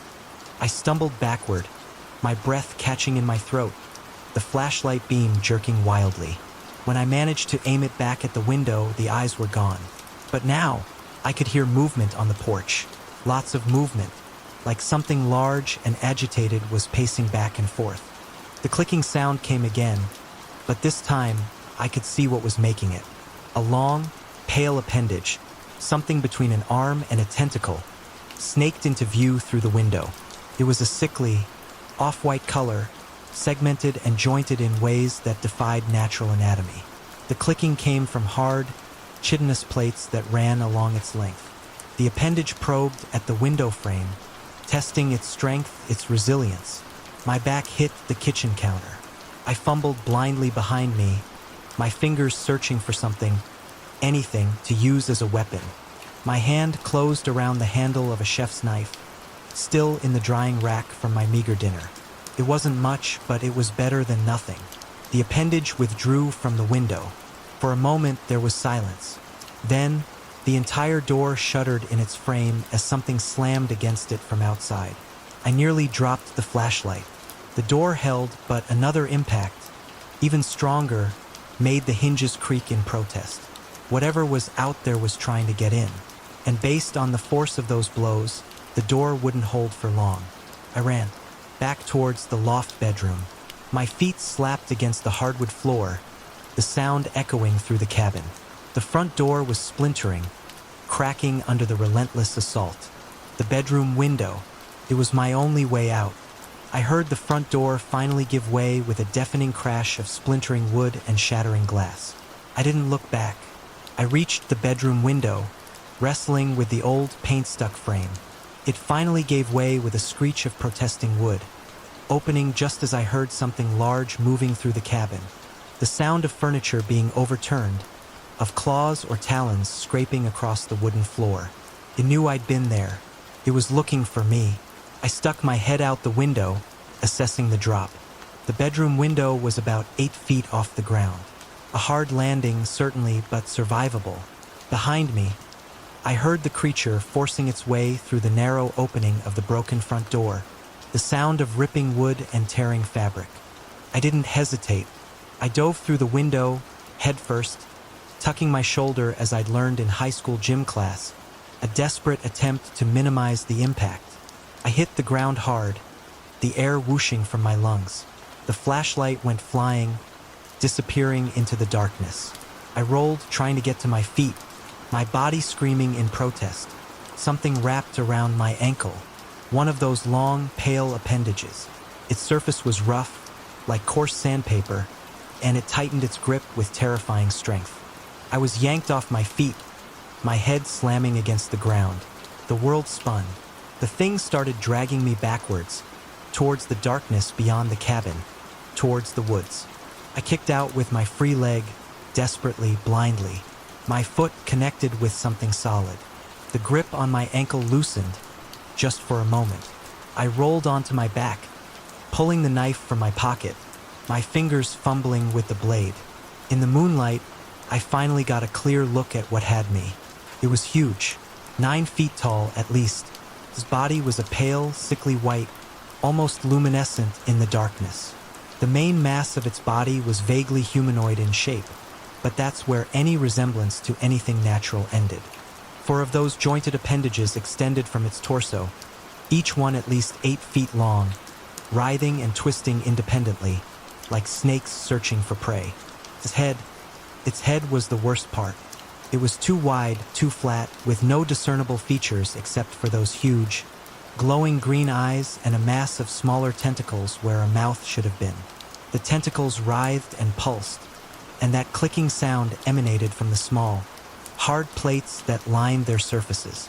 The creature pulled me closer. I slashed out with the knife, catching one of the appendages. A clear, viscous fluid oozed from the cut, and the creature made a sound, a high-pitched, keening wail that made my teeth ache. It released my ankle. I scrambled backwards, scrambling, crawling, desperate to put distance between myself and that thing. I managed to get to my feet and ran, not for the car.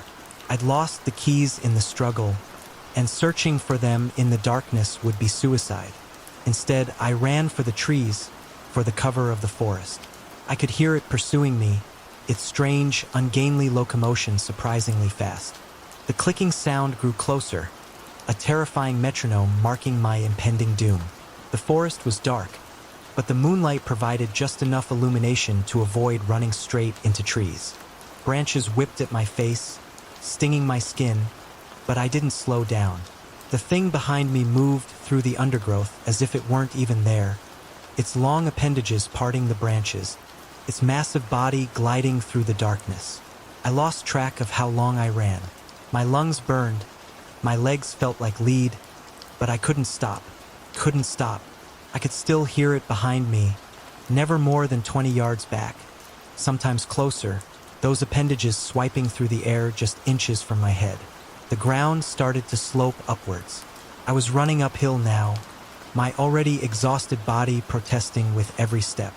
But I knew this area vaguely from a hiking map I'd glanced at earlier in the week. There was an old fire tower at the top of this hill. If I could reach it, if I could just reach it, my foot caught on an exposed root. I went down hard, sprawling on the forest floor, the wind knocked out of me. Before I could even try to get up, something wrapped around my waist, lifting me into the air. I was turned, helpless, to face the creature. Those huge, green eyes stared at me, unblinking, devoid of any emotion I could recognize. The mass of tentacles around its mouth area writhed and pulsed faster, the clicking sound intensifying. More of those appendages wrapped around my arms and legs, holding me spread-eagled in the air, a helpless offering. The knife was still clutched in my hand, but I couldn't move my arm enough to use it. The creature brought my face close to its own. I could smell it now, a strange, acrid odor, like ozone and decaying vegetation. The mouth tentacles reached towards me. That's when I heard it. The helicopter. The sound was distant at first, a faint thump-thump-thump, almost drowned out by the creature's keening and the pounding of my own heart. But it grew steadily louder, closer. The creature's head snapped up, those huge eyes reflecting the moonlight as it looked towards the sound. The grip on my limbs loosened, slightly. A bright light suddenly swept over us, blindingly intense. The helicopter crested the hill, its spotlight illuminating the scene in a harsh, unforgiving glare. The creature made that keening sound again, a shriek of pain and frustration, and dropped me. I hit the ground hard, but managed to roll away, scrambling to my feet, adrenaline coursing through my veins. The helicopter was military, I could see that now.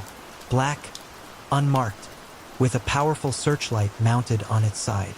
More helicopters appeared over the hilltop, their rotors beating the air into a frenzy.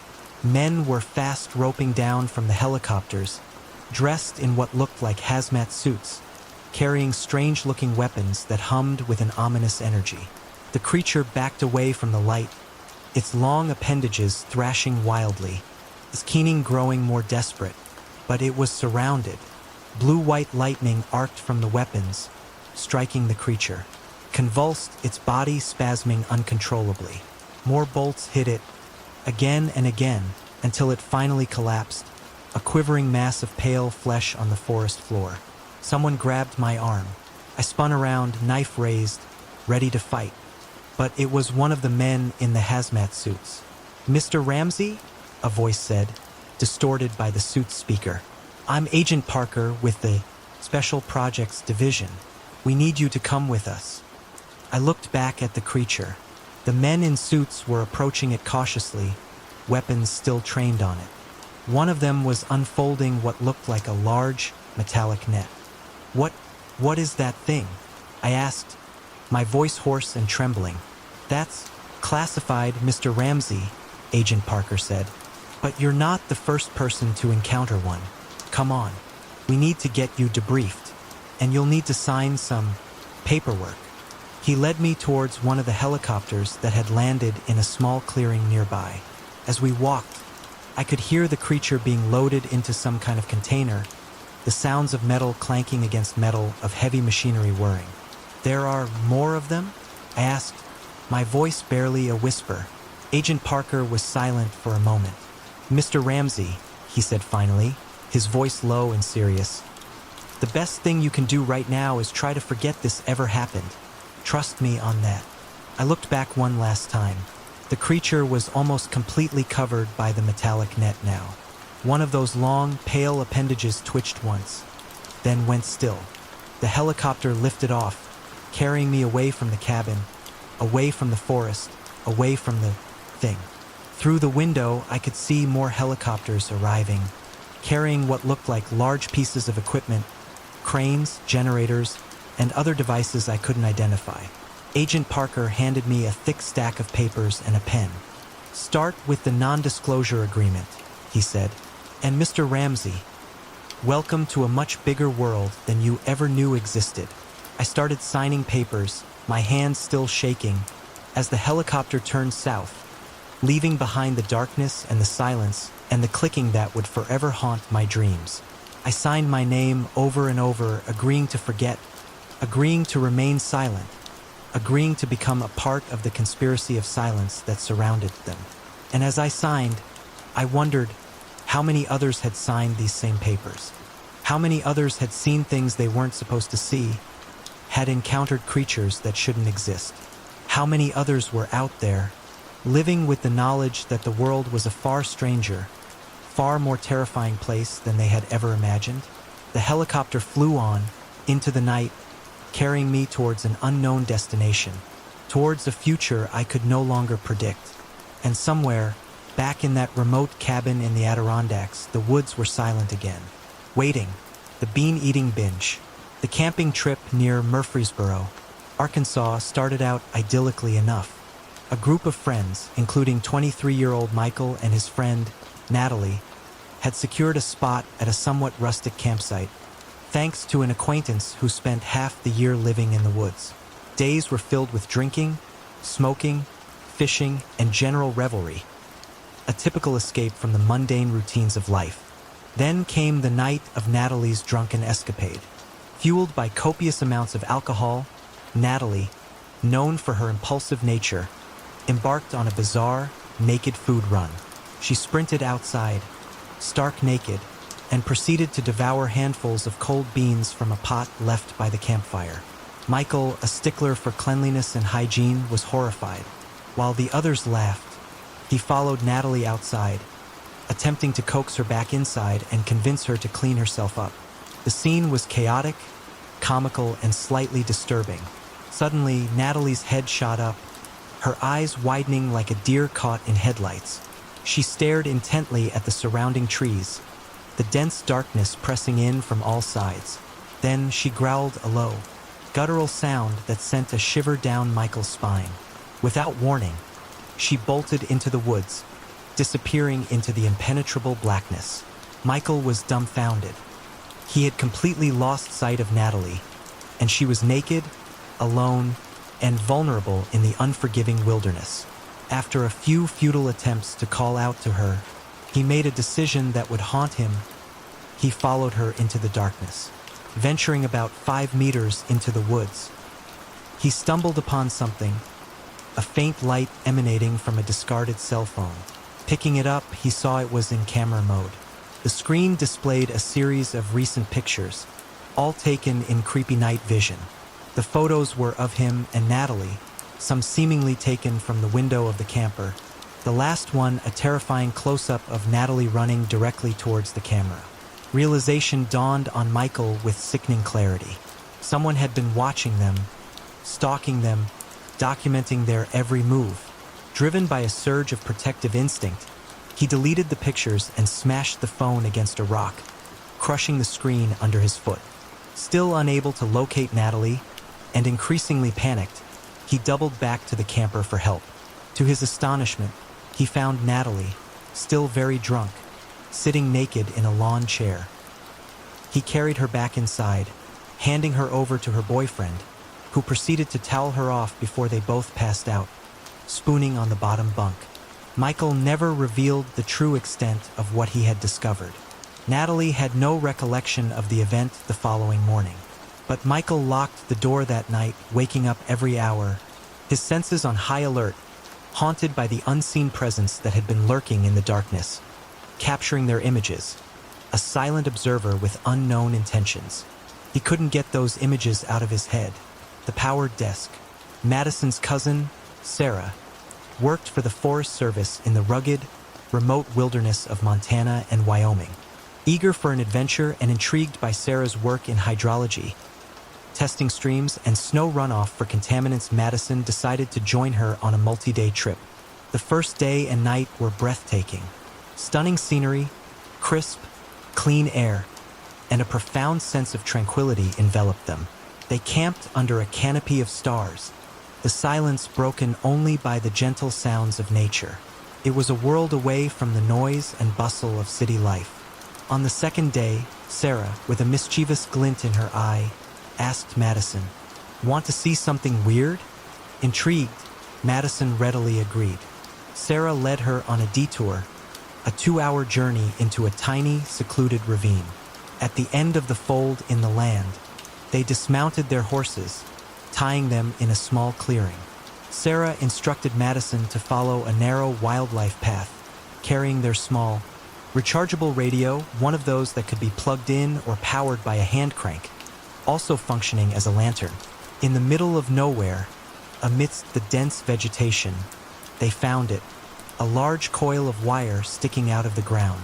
The wire itself wasn't unusually thick like a buried transmission line, but smaller like the 10 or 12 gauge wiring used in houses. It trailed off into the brush and trees, disappearing from view. Curiosity overriding caution, Madison followed the wire, Sarah trailing behind. The wire snaked through the undergrowth, strung across tree limbs, then back to the ground, a bizarre, out-of-place sight in the pristine wilderness. Finally, it dead-ended into an electrical outlet. The outlet was mounted on the side of a desk, an old, metal-based schoolteacher's desk, with a pseudo-wood plastic top, the kind familiar from childhood classrooms. There was no chair, no building, no other signs of human presence, just the desk and the outlet, incongruously placed in the heart of the wilderness. Madison stared at the desk, confusion swirling in her mind. Where had it come from? Why was it there?